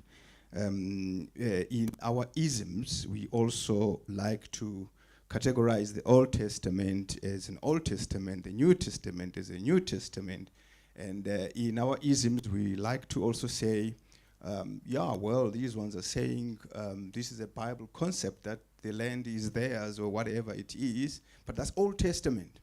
And in my aspect, in my belief, we don't have those isms when we are to seriously be not liberal theologians or the other isms that we can ever be, but being biblically theological. When we want to be biblical Christians, we have to look at the whole Bible, the Old Testament to the New Testament, and see what does the Bible teach. So from my perspective, I'm neither pro-Israel or pro-Palestine in that sense, but I'm pro what the Bible says. And what the Bible says is love, compassion. And so I can't look at those genocide things and be quiet as a Christian. But from a biblical point of view, I look at it and say, Christ didn't teach this. And as we speak of Zionism as well, I always say to my friends who advance Christian Zionism is we misunderstand biblical Zionism. Biblical Zionism calls us to the new Israel, to the new Jesus. In Revelation, this talks about the new nation, whereby we all fall under Jesus, not particular physical nation now, but the reason why they were chosen, there was favoritism, is to usher in everyone, to showcase the true God. And so I say that Israel as a nation failed in that aspect. Thank you. Two more comments. I don't know if it's here first or there. Sorry, there was at the back first there, and then we can come here. Good afternoon, my name is Kai. I'm a civilian, so I don't represent any religious class. I'm a recovering Catholic. So I've just got a general question. I think one of the things that we see quite often is that there's huge news cycles, and obviously the Palestinian-Israeli issue, it's quite real, it's pertinent, it's well covered. But at the same time, there's that potential for missed opportunity in terms of being persistent, in terms of driving the advocacy of the Palestinian issue in longevity. Because I think in so many cases, there's so many things that get forgotten. If one looks at the Ukraine conflict with Russia, it's almost like in the back news. So I think the broader question is, what mechanisms can be put in place to ensure that the struggle has legs, has longevity, and at the same time, it's not forgotten? Thanks. Shannon here.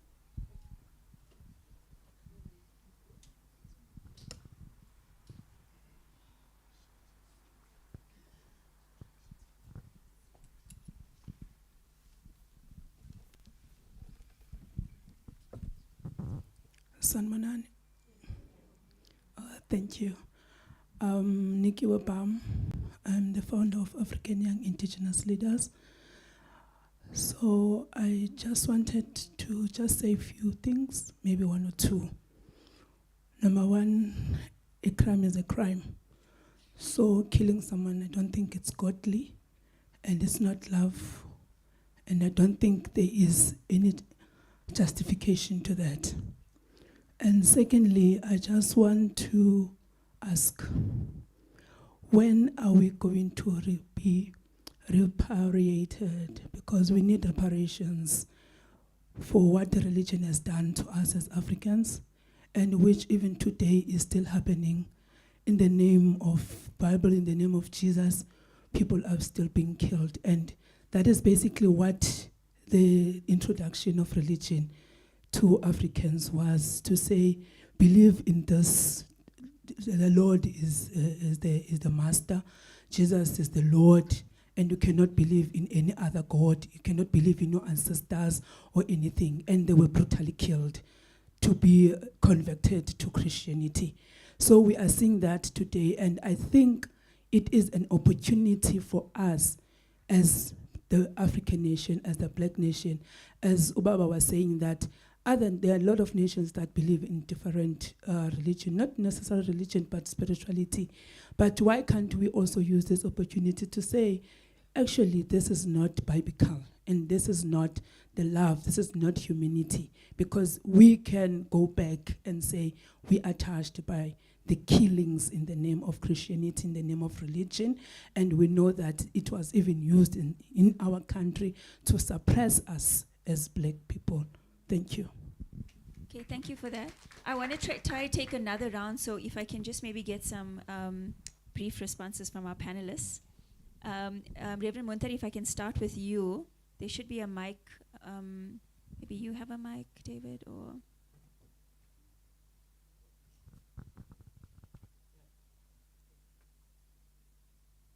For the question, let me try to combine some of the questions with one answer. I think our response to the vision of Zionism or Christian Zionism, which is an exclusive ideology, should be an inclusive one. So it should not be another inclusive one. And I'm not going to suggest certain political solutions. I've written about the concept of sharing the land rather than even dividing it.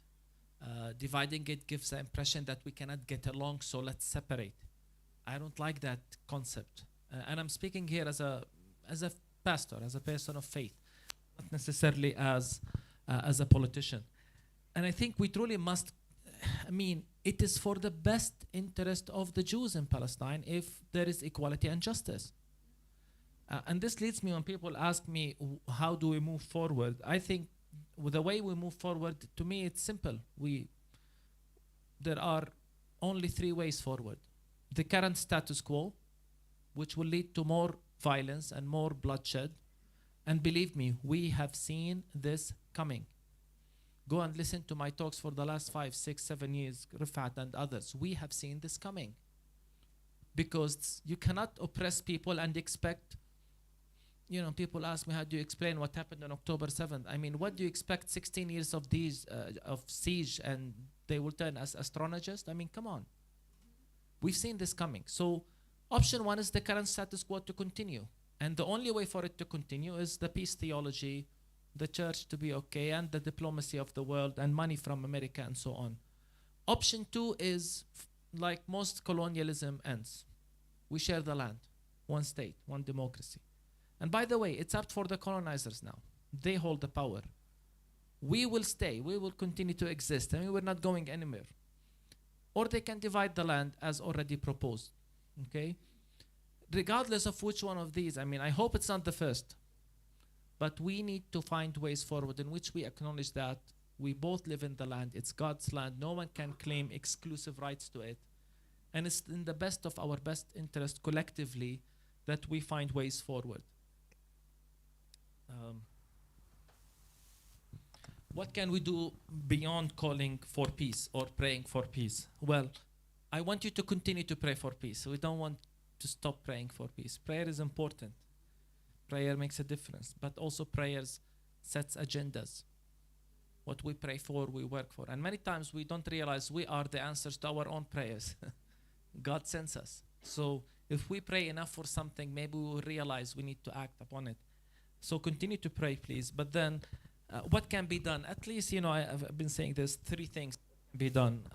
I would like peacemakers to call things by their name.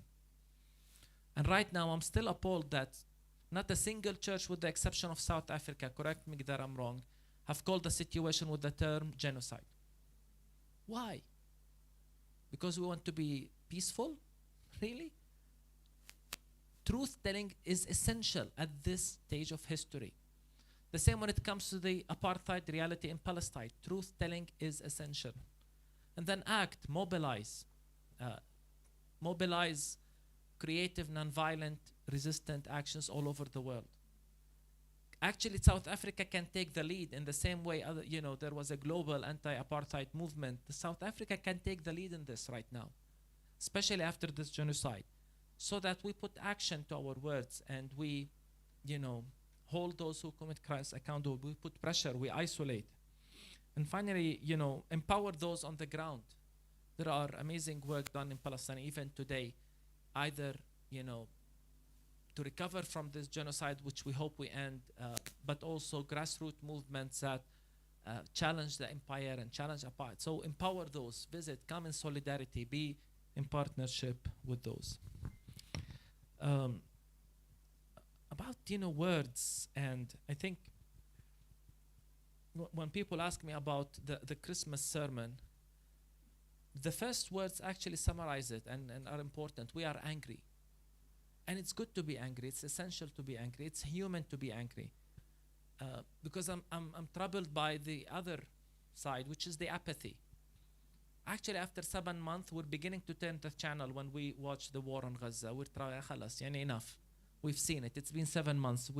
That's why I've been saying we cannot stop talking about Gaza. Otherwise, there's something wrong with our humanity. If a genocide is normalized, there's something wrong with our humanity. And I think it's part of the progress. Lament, weeping, being angry is part of the process. It's a biblical thing, actually. It's a biblical experience to be angry, to lament. But we need to channel this emotion into action. It cannot just be anger. I cannot just complain and say and preach, but we need to challenge it into anger. And again, this is what I suggested. We need to mobilize. Jesus was a mobilizer, I think, from my Christian tradition, grassroots movements, and so on. I think, do I have time? Just one minute. 1 minute.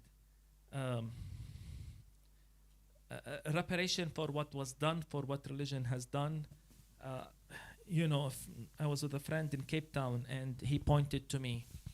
This is the parliament, this is the slave trade building, and this is the church. And the three worked hand in hand together. You cannot imagine how angry I was.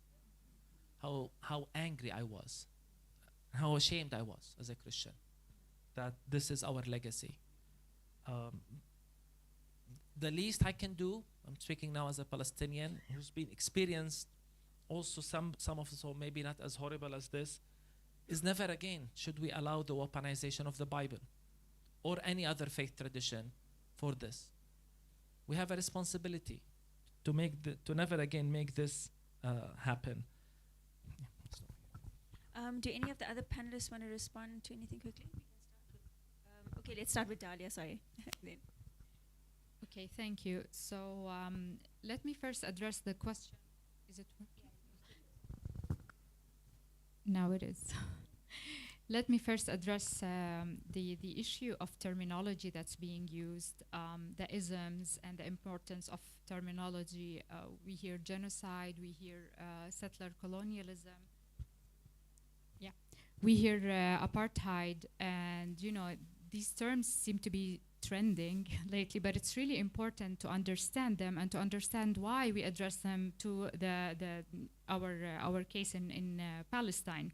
So these terms are not random, and they are not just my opinion. I think that this is a genocide, or I think that it's a situation of settler colonialism. Also, although I am entitled to my opinion, each one of us is.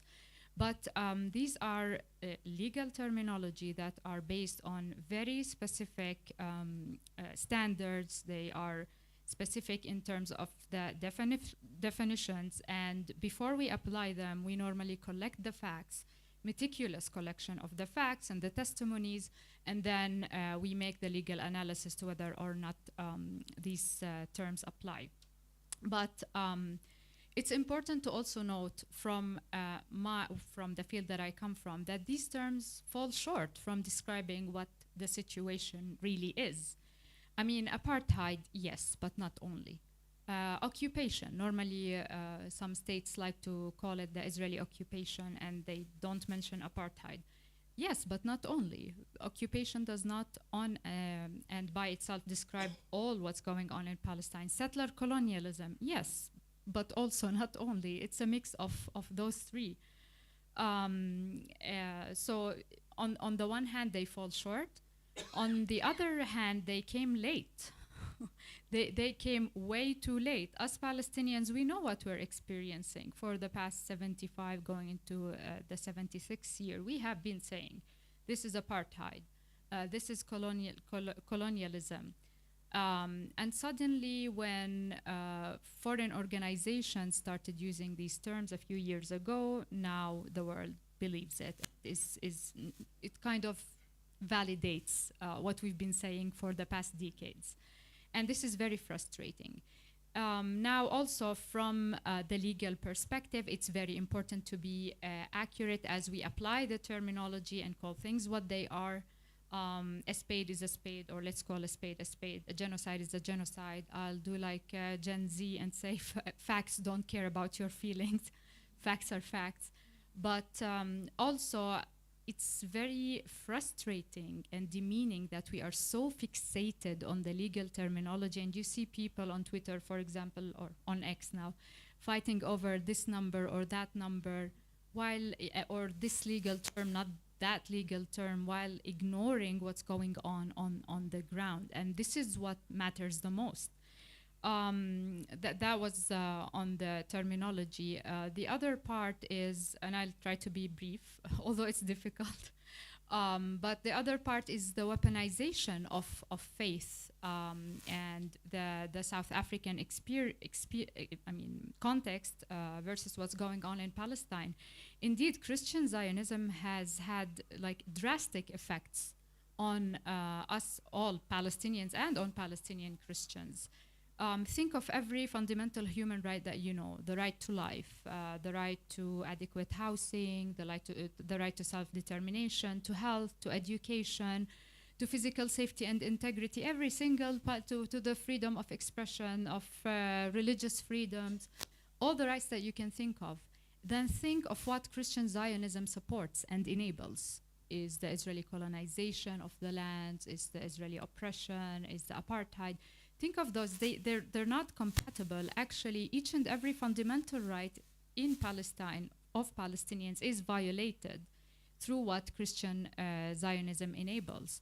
And then the settlements in our land, which are a war crime, these are grave breaches of international law.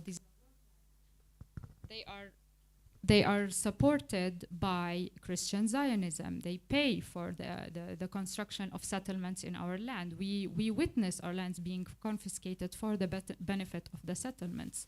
Built illegally on our lands, and then we have no access to them. In Bethlehem area, we are losing the last green and open space area for the benefit of the settlement project, which before October the 7th, we were recording, we documented a record year in terms of settlement expansion, and now settlements are moving at a very alarming rate in terms of approvals and expansion. And just very quickly on one very important aspect is the social, historic, and religious fabric that has suffered in Palestine because of Christian Zionism, because of weaponizing our faith against us. I mean, on the one hand, Israel did deprive us from a very historic and rich component in Palestine, which are the Palestinian Jews. They were forcibly assimilated into what was called then the State of Israel. And now the same thing is ongoing for Palestinian Christianity. We are about to be wiped out from our land because of Christian Zionism. The Nakba, the ethnic cleansing that happened in 1948, made our population as Palestinian Christians drop from 12% to 2% the year immediately after, and then the numbers continued to drop after that. Palestinian Christian villages were ethnically cleansed. If we are to talk about faith, the two pillars of the Christian faith are nativity in Bethlehem and resurrection in Jerusalem. And for the first time in history, we had many occupations before that, but the Israeli occupation for the first time in history actually physically separated both cities from one another, with the permit system, with the annexation wall, with the settlements, to the extent that, you know, I was never able to celebrate Easter in Jerusalem, although it is only 5 kilometers away from where I live, in Bethlehem. And then not to mention the actual physical assaults on the celebrants of Easter that we document every year by Israeli forces. So this is not even not even mentioning the very recent developments in Gaza, the bombing of the historic church of St. Porphyrius, and then the killing of the Palestinian Christians in Gaza. They are about to literally be exterminated from their land. And overall, also in the West Bank, both sides of the Green Line, we are about to witness, a historic existence of one of the oldest denominations of the church from its ancestor homeland, from Palestine. So I will conclude with this. No, thank you so much. Anyone else? Okay. Try to be very brief.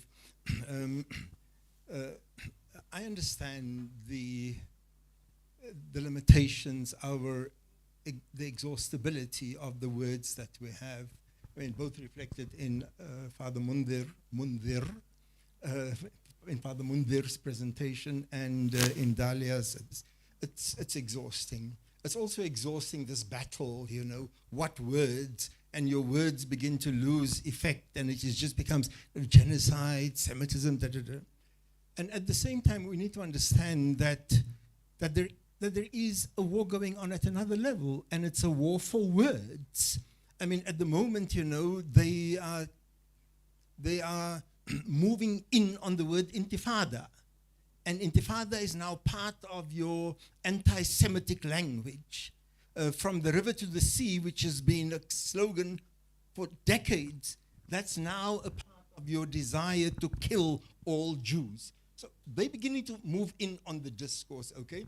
And so we also have a responsibility to move our language in terms of what is our analysis, how do we feel about things. And so, for example, one word that I feel very uncomfortable about, another word that makes me cringe. When we start talking about, say, the worst case is the Arab-Israeli conflict. Then, slightly more, less to the right, is the Israeli-Palestinian conflict. You don't describe a man abusing his female partner as this domestic issue between the two of them, or a quarrel between, this male-female conflict. It's violence. It is violence. It is aggressive. It is aggression. You don't call evokes bad memories, but you don't call, rape molestation. No, it's hard, it's painful to hear it, but you name it and you say what it is. That's the one thing. The second thing is that, this is the last, people, I may be throwing the spanner into the wheels again, but there is, and we respect the need and the religiosity to different parts of the struggle inside Palestine, both in how it is instrumentalized by particularly by the Zionists, but also how it is invoked by resistance movements. So religion also plays an important part in all of this. And I value and respect all of this. In my own life, in the struggle, I've also been, as many of you know, I constantly invoke. And at the same time, people, I really have serious problems with the suggestion that our response to this as a political issue should be rooted in our religious beliefs. Your call to justice, your call to equality, your call for, that's what you draw upon. But you cannot draw upon this, certainly not your textual tradition, to offer a solution to the problem. You can't say, the Bible says, the Quran says. You have two gods competing with each other. None of us are privy to your conversation with your God, and neither are you to mine. So how I come to say, but God says, which my God says, in fact, this on some Palestinian things, you have Al-Quds lana, that Al-Quds is for us. Who's this us? Who's this us? Okay, so the solution to this Zionist hegemony, it's an Islamic hegemony. So this whole notion, no matter how attached you are to your own scriptures or to your own text, and you cannot bring it in a court wherein two people have claims to this thing that, what do we have in common? Now you can call it international law with all its limitations, but there is a discourse between me and you as a human being.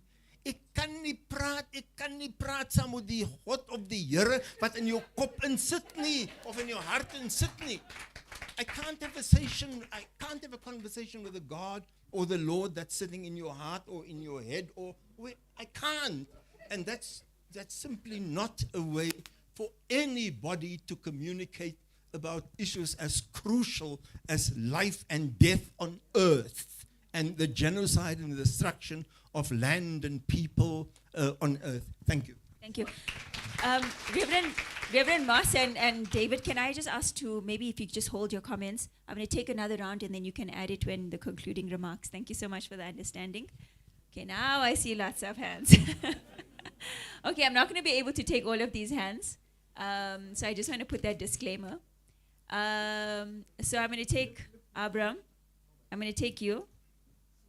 I'm going to take you. 3, 4,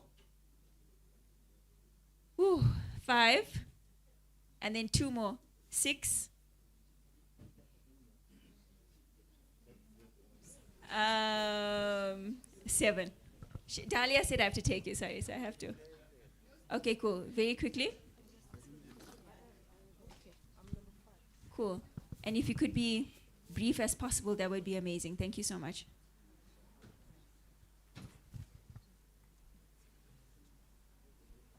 So who are we starting with?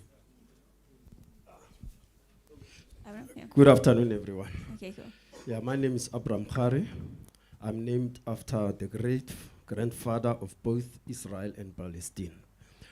I'll start by saying I've got hope, and I'm a prayer warrior, and I believe in prayer. I've moved away from religion. I no longer regard myself as a Christian. Of course, I'm still leading a Christian church. I just don't want to disappoint them, but I'm preaching my standpoint nowadays. I do believe that there's going to be peace in both Israel and Palestine. There's going to be a sharing of land, and the temple is going to be rebuilt so that Yeshua HaMashiach can come back and then restore peace in the whole world. That's what I believe.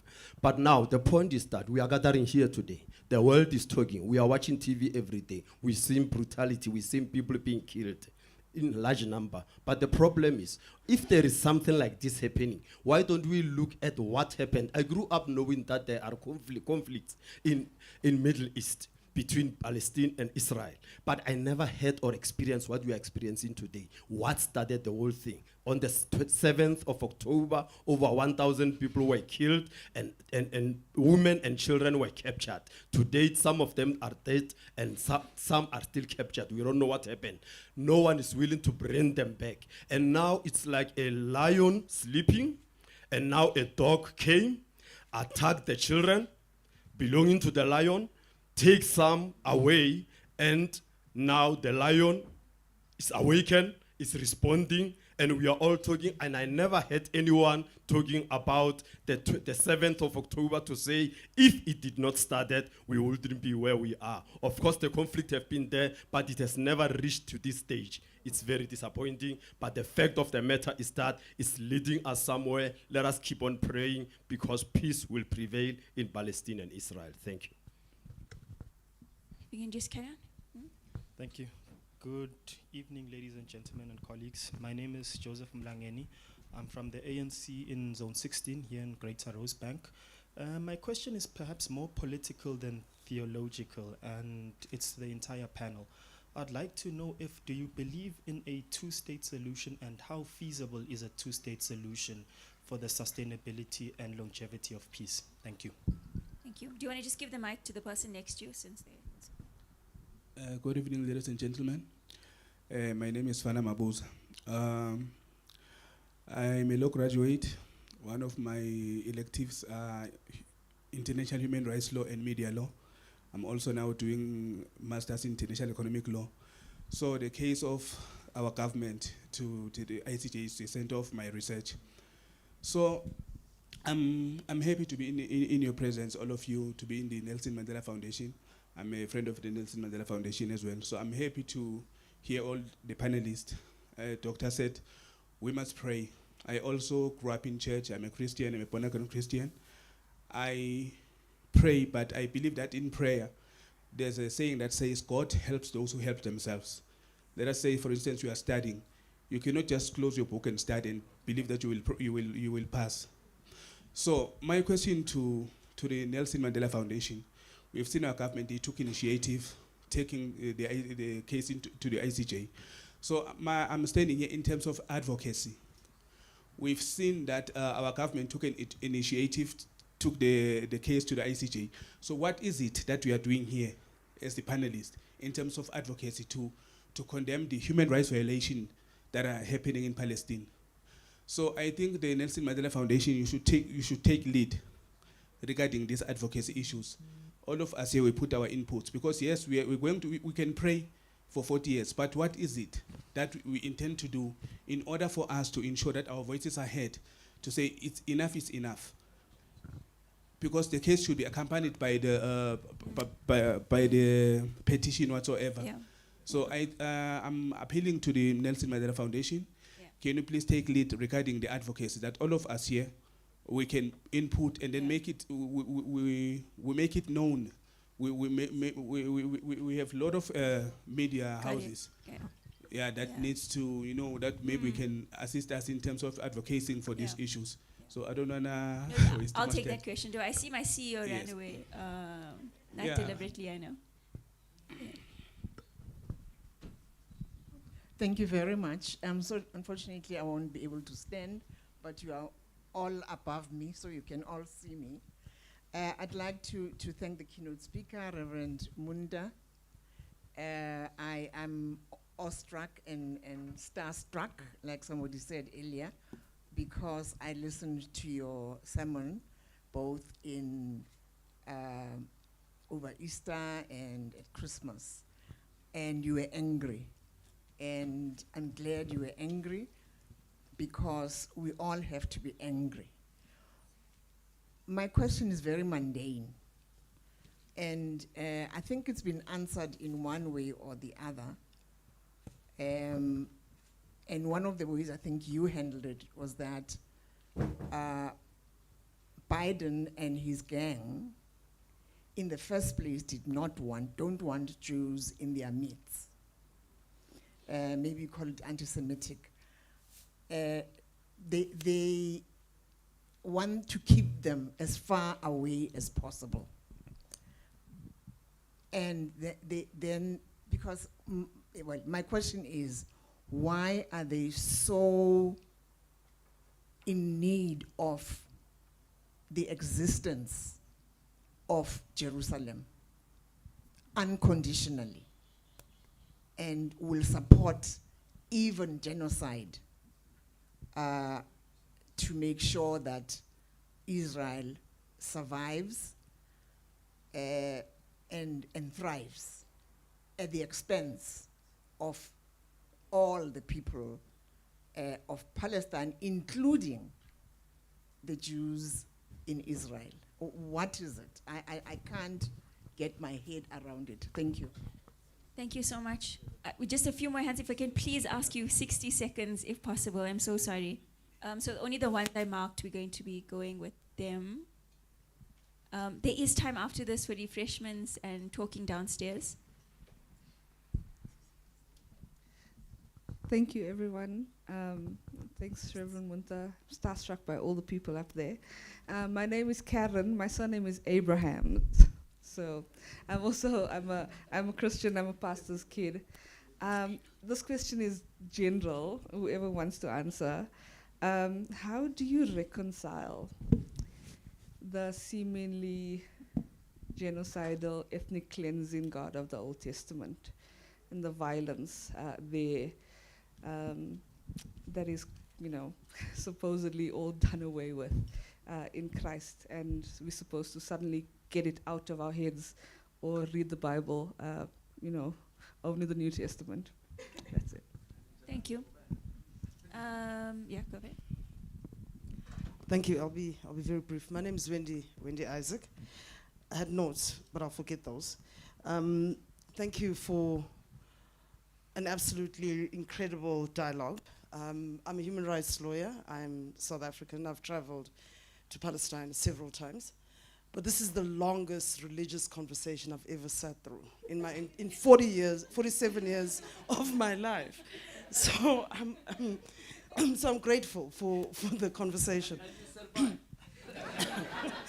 No, I'm actually eager. Look, I might be Christian after this, so let's see what happens. I have Okay. Okay, we can fight afterwards. My name is Wendy Esack. I can go always, Fight right? for Wendy afterwards. There we go. The quick thing for me is on the war of words. I can't remember which speaker touched on that. Maybe all of you did. But what we've seen, at least for people who have studied, even from a distance, international law and the question of Palestine, the words have been inverted from day one. There's always been an inversion, and whether Palestinians will call it occupation with the West Bank, Israelis will call it Judea and Samaria. There are terms that you go there or you read legal books from the Israelis or judgments. They'll say they'll mention things like the unrecognized communities in the Negev. Why would a community be unrecognized? There's no logic there. Or when they deal with property and steal property from people inside Israel, they'll say things like a present absentee. A complete oxymoron. So I love the idea of challenging and keeping the words that you want to keep. Question for everyone is, sure, South Africa is it's easier to be in conversation with South Africans on religion. For the most part, we get it. But the Christian fundamentalists and Zionists that walk the streets of Bethlehem and Jerusalem on the regular are from other parts of the African continent. And when you see statements coming from African heads of state, when you read the submissions that they made in the advisory opinion in the ICJ, you are absolutely shocked. I could not believe the words that came out of the Zambian Council. So my question is, what are you doing with the rest of the continent? We are easy, we get it in South Africa. The rest of the continent, they are large in numbers, and they will not get it for a long time. So that's and Dalia, I already sent you an email. I'll talk to you after. Good. Thank you. Okay, cool. I think we're going to close. Okay, last one.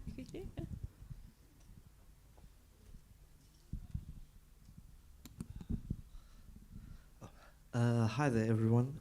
My name is Kyle Darmans. I identify myself as a Christian as well. And as a young person, I'm 24 today. I just wanted to say it's quite... Like today. Oh, wow. Okay, happy birthday. Thank you all. I just wanted to say, like, these past few months since October 7th have been so terrifying to see this extermination and genocide, ethnic cleansing, and all these big words that we use. And especially as a young person, seeing it on social media, you see all of the death and all of the horrifying war crimes. And I just wanted to share my sympathy and thank you for taking this opportunity to come speak. I know it must be so hard just seeing all of your people, our brothers and sisters as well, because we're all family as humanity. And just, I just wanted to, and I thought Reverend Munther, if you'd want to share some thoughts on maybe liberation theology specifically, in terms of battling Christian Zionism, and just directed to Dalia and Reverend again, in terms of how do you see the future of your people coming back from not just like, it's not just genocide, it's a pesticide. They're killing the culture. Israelis are actively trying to, and the Zionist state has been actively trying to change history so that this doesn't seem like a big thing. They were just doing the right thing. So how do you see the future for Palestinians, for Chazans, and I just thank you for the opportunity and pray for peace. Thank you. Thank you. Thanks so much. So The panel is going to have concluding remarks, and then I'm going to hand over to for a vote of thanks. Let me start with Dalia. Can I just say, Reverend Munther, did you know you have so many fans in South Africa? Okay. Dalia? Okay, I'm not sure I can capture all of the questions, but let me try. The question on the 7th of October, I think we Palestinians are tired of reiterating over and over again that history did not start on the 7th of October. But with all due respect to you, sir, the language also used is actually demeaning. You have the lion versus the dog, and the lion is sleeping, and then the dog, which is, I suppose, is meant to say Palestinians, is also, very demeaning. But, actually, if you want to look at 7th of October out of context, that would be extremely flawed and actually racist. For 75 years, we have one of the most meticulously documented oppressions in the whole world. This is relatively recent history. We have records of everything that we're talking about. Some of the people who lived the Nakba are still alive, and they can still deliver testimonies to that. All of our most fundamental rights are infringed as part of a system, not incidentally or accidentally. Systems are built in a way to ensure that these rights are infringed on a daily basis, and they impact from the biggest to the tiniest details of our lives. Before October the 7th, we had record years in terms of settlement expansion. We had record years in terms of the numbers of the people killed before October the 7th. Most of them are children, okay? So what really baffles me is that violence is only seen when done in retaliation to systematic oppression. When we are undergoing violence, what Hamas did to Israel on the 7th of October is what is what Israel has been doing to us for 75 years as part of systems. And suddenly when violence is retaliated, so you're saying that the lion is responding when it's not the case.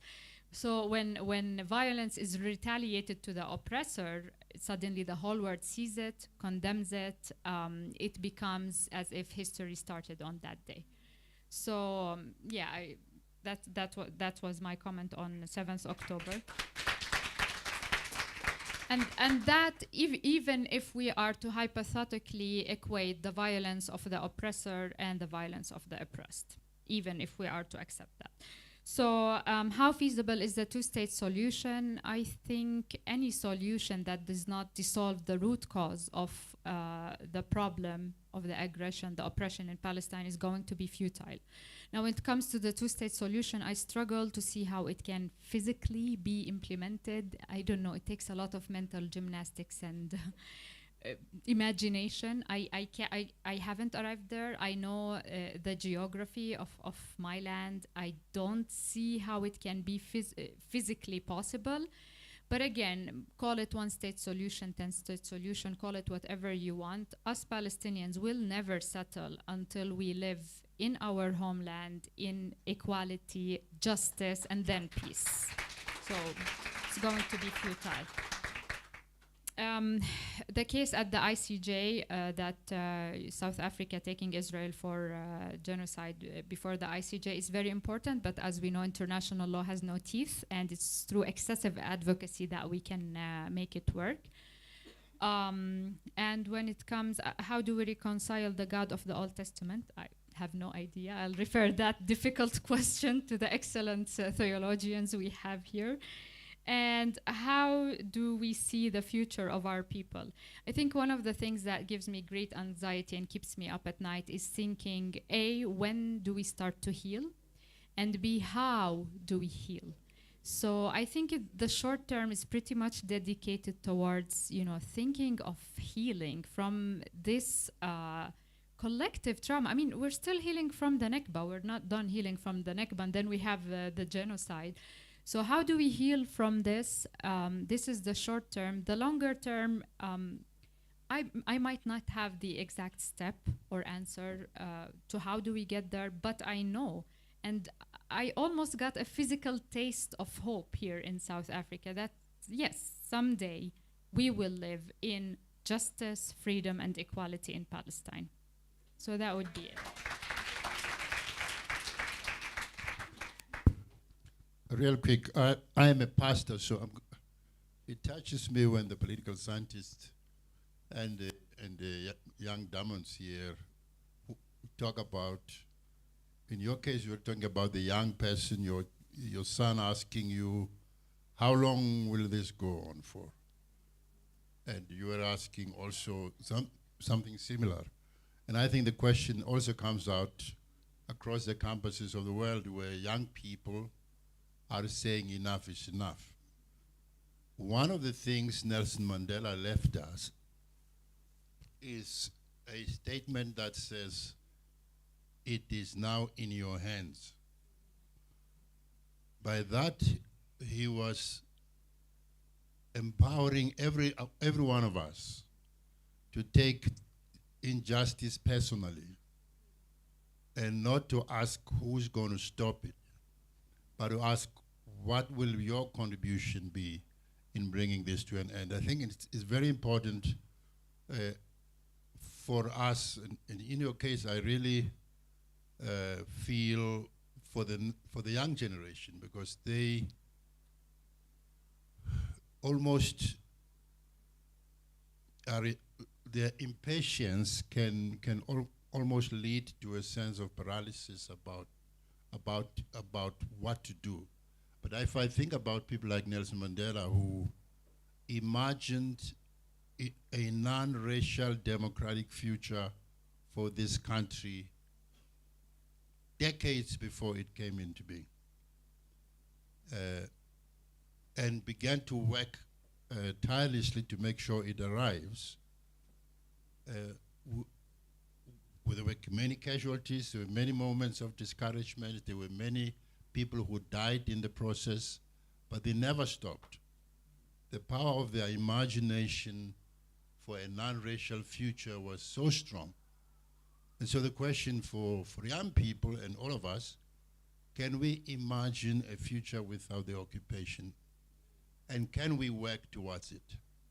Can we realign our personal priorities in ways that make sure that comes to an end? And the same goes to the prayer question.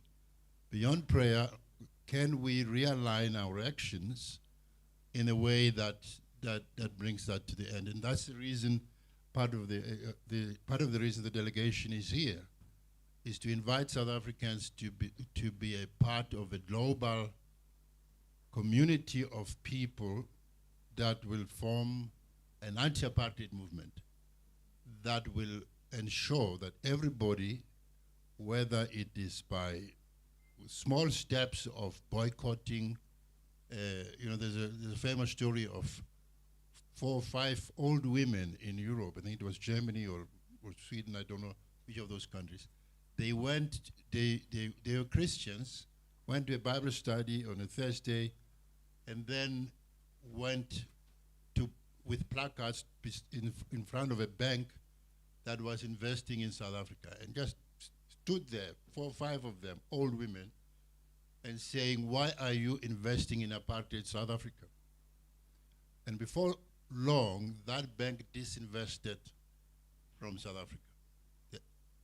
And similar other initiatives around the world where people were taking small, seemingly insignificant steps, but all of those contributed to the end of apartheid. And so we invite all of us to figure out how that struggle can affect our own personal choices so that this suffering may end.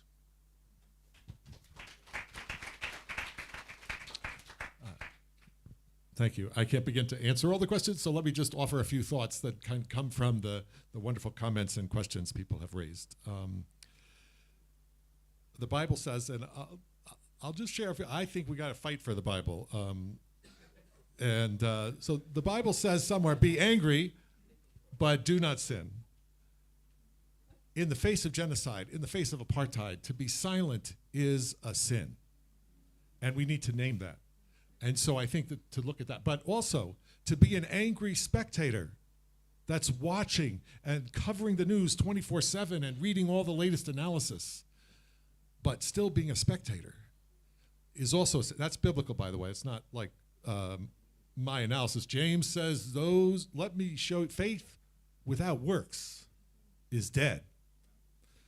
First Epistle of John says, you shall love in truth and action, not in word and speech or thoughtful statements. But we have to update the Greek here a little bit.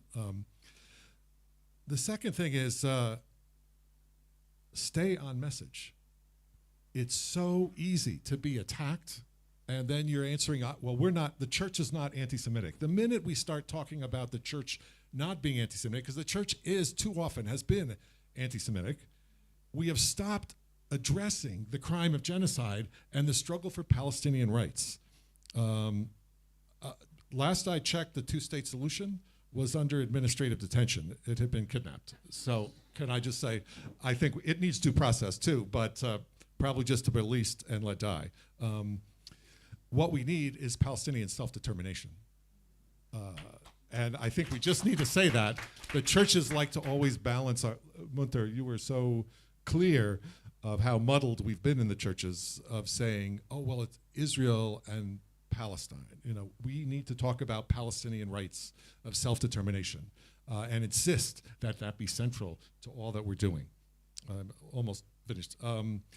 Then also, we need to be angry and organize. The lone prophet wasn't ever really alone. We just don't get the details about all of the folks doing the logistics so that Isaiah and Ezekiel and Jeremiah could kind of stand out there.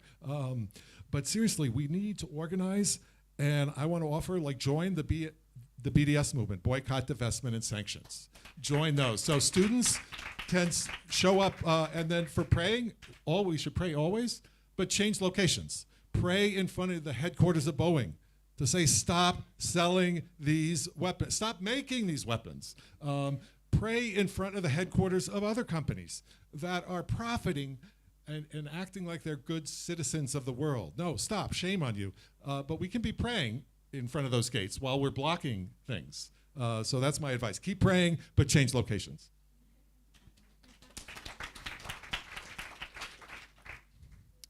Let me be too quick. I try. The two-state, one-state solution. Let's dismantle apartheid first, and then we talk about what solution we will go forward. Let's stop talking about one state, two states. Let's dismantle apartheid. That's our mandate. That's our task first. Thank you, sister. I mean, for revealing a very, very, in my opinion, dangerous thought, which is that Jews can only be safe if they gather in one place and have one homeland and so on. Shouldn't Jews be safe in South Africa? I mean, how dangerous is that ideology? I mean, we might as well bring all the Jews of the world, put them in one island, and we solve the problem. Really? Is this how, and Biden is repeating this. Biden is repeating this. So we need to really call them out, And by the way, that's a matter for a different topic. The amount of anti-Semitism in Christian Zionism is appalling. I've actually written something about that. The idea of the God of the Old Testament and the genocide. Well, welcome to my church members who always ask me this question. Let me just say this briefly. When we look, let me just confine my answer to the Hebrew scripture, to the Old Testament. There are plenty of inclusive, amazing things about justice and righteousness and love even to all the nations in the Hebrew scripture itself. I think it's a library. It has different things.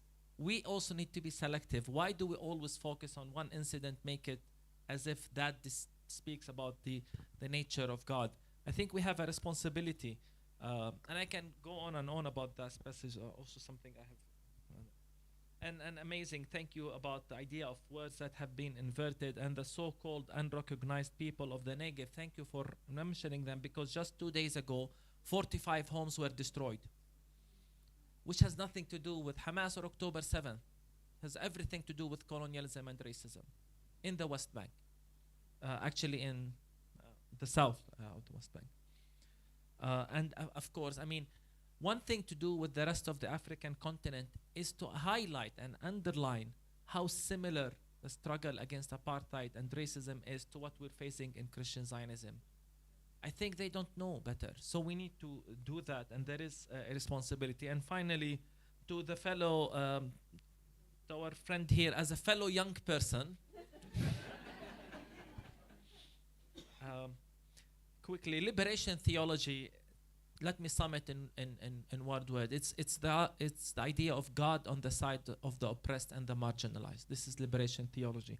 It's Jesus under the rubble in Gaza. This is liberation theology.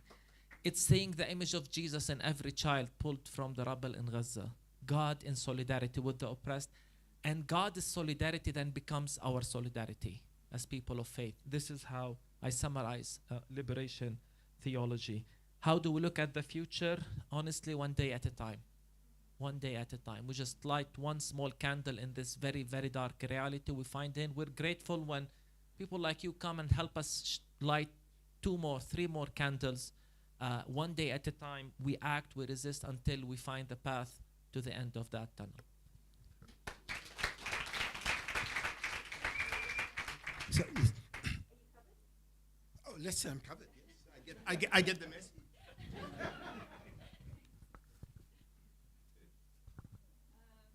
Thank you so much to everyone that stayed. Just to wrap things up, you can't blame me with all these theologians on the panel for running over time. To wrap things up, I'm going to hand over to Merle Favors from the South African Jews for Free Palestine. She can just stand. Merle can just stand at the podium. Thank you. Thank you very much. I was initially asked to, provide a coherent summary of really what have we been trying to say through all this dialogue and engagement. I think, though, that the panelists themselves have themselves provided that summary in this last engagement, so I'm not going to go there, except to say one thing, that there's a strong metaphor that comes to mind in much of the discussion, and that is the chain.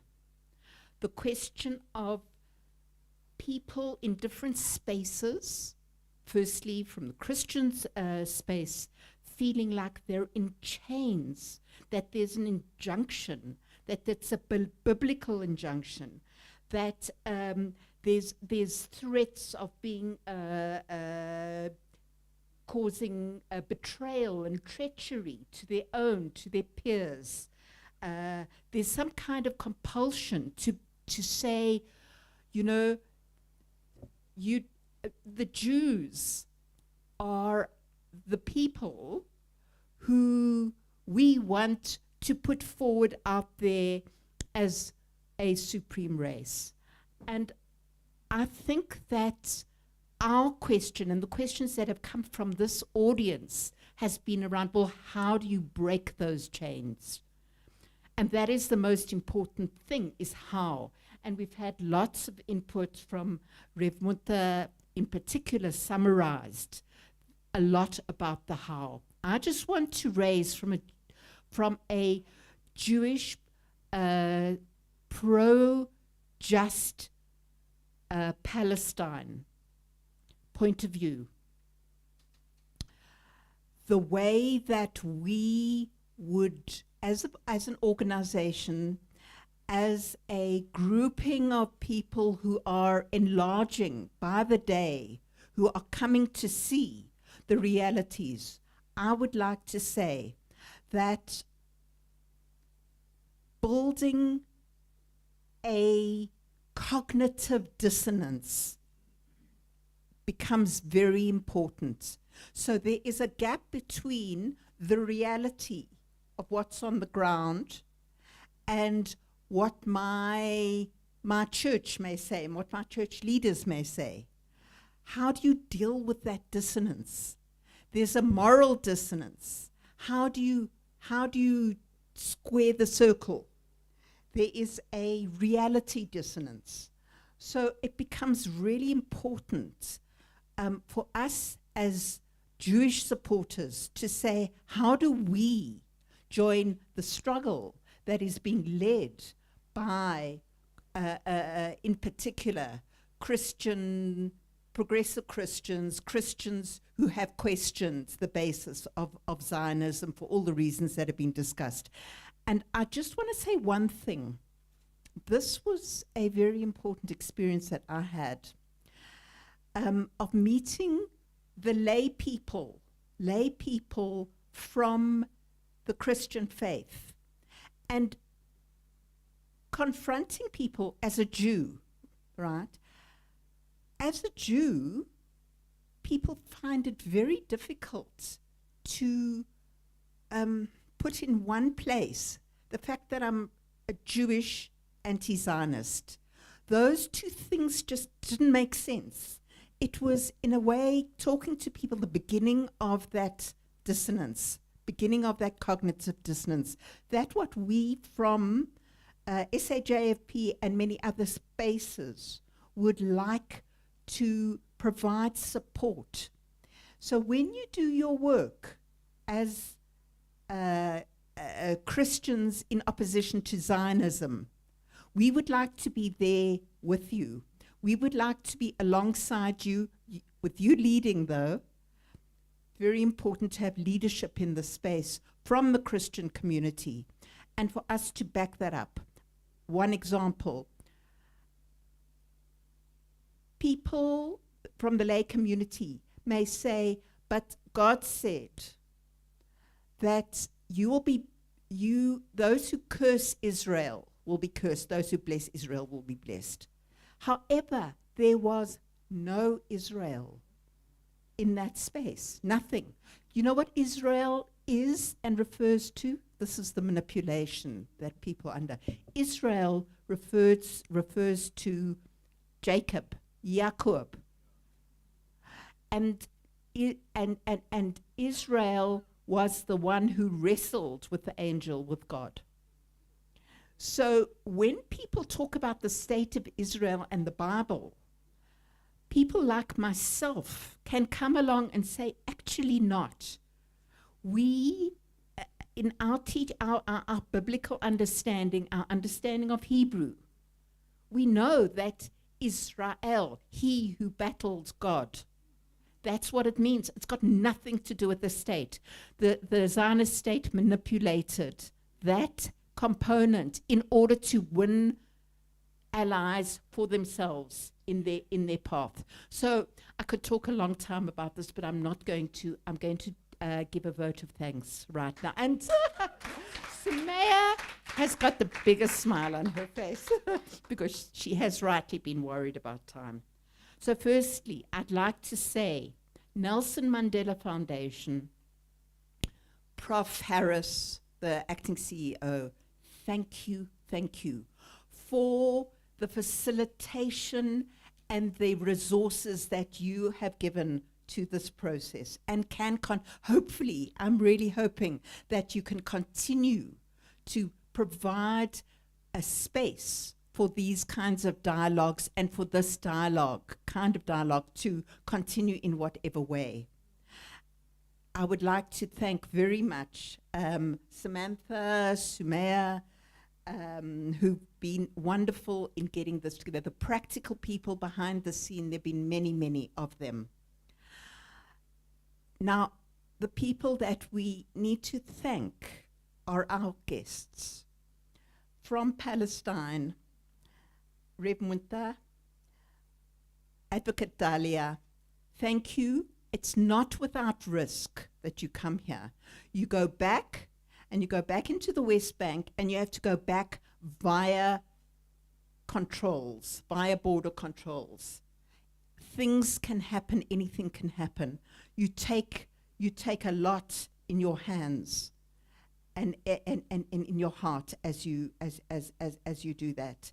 And thank you for bringing light to us and for being those who bring the reality, who are most close to the reality of what's going on in the ground. It's so important for us to be able to absorb that, and directly is very important. David Wildman, thank you for traveling across time and space to be here and to to share your experience of in the Christian context. Our South African colleagues, Rev Musa, and Prof Farid. Thank you so much for sharing a huge amount and bringing in the South African perspective. I think it is relevant. It seems we've been hearing how relevant that it is. So all the partners, and indeed, we must know that we have people online. We've got colleagues and allies and Christian friends in Cape Town, from the Catholic Church. Father Peter John, very active in mobilizing people in Cape Town around education. What does all this mean, and how do we take it further? In PE, in Gqeberha as well, we have our allies and friends. So thank you to all those online who have joined us, and thank you very much to everyone here who've come through for this really memorable event. Thank you very much. Yes, it has been mentioned before, but there is there are refreshments downstairs, so please, let's carry on with very important informal interaction there. Thank you.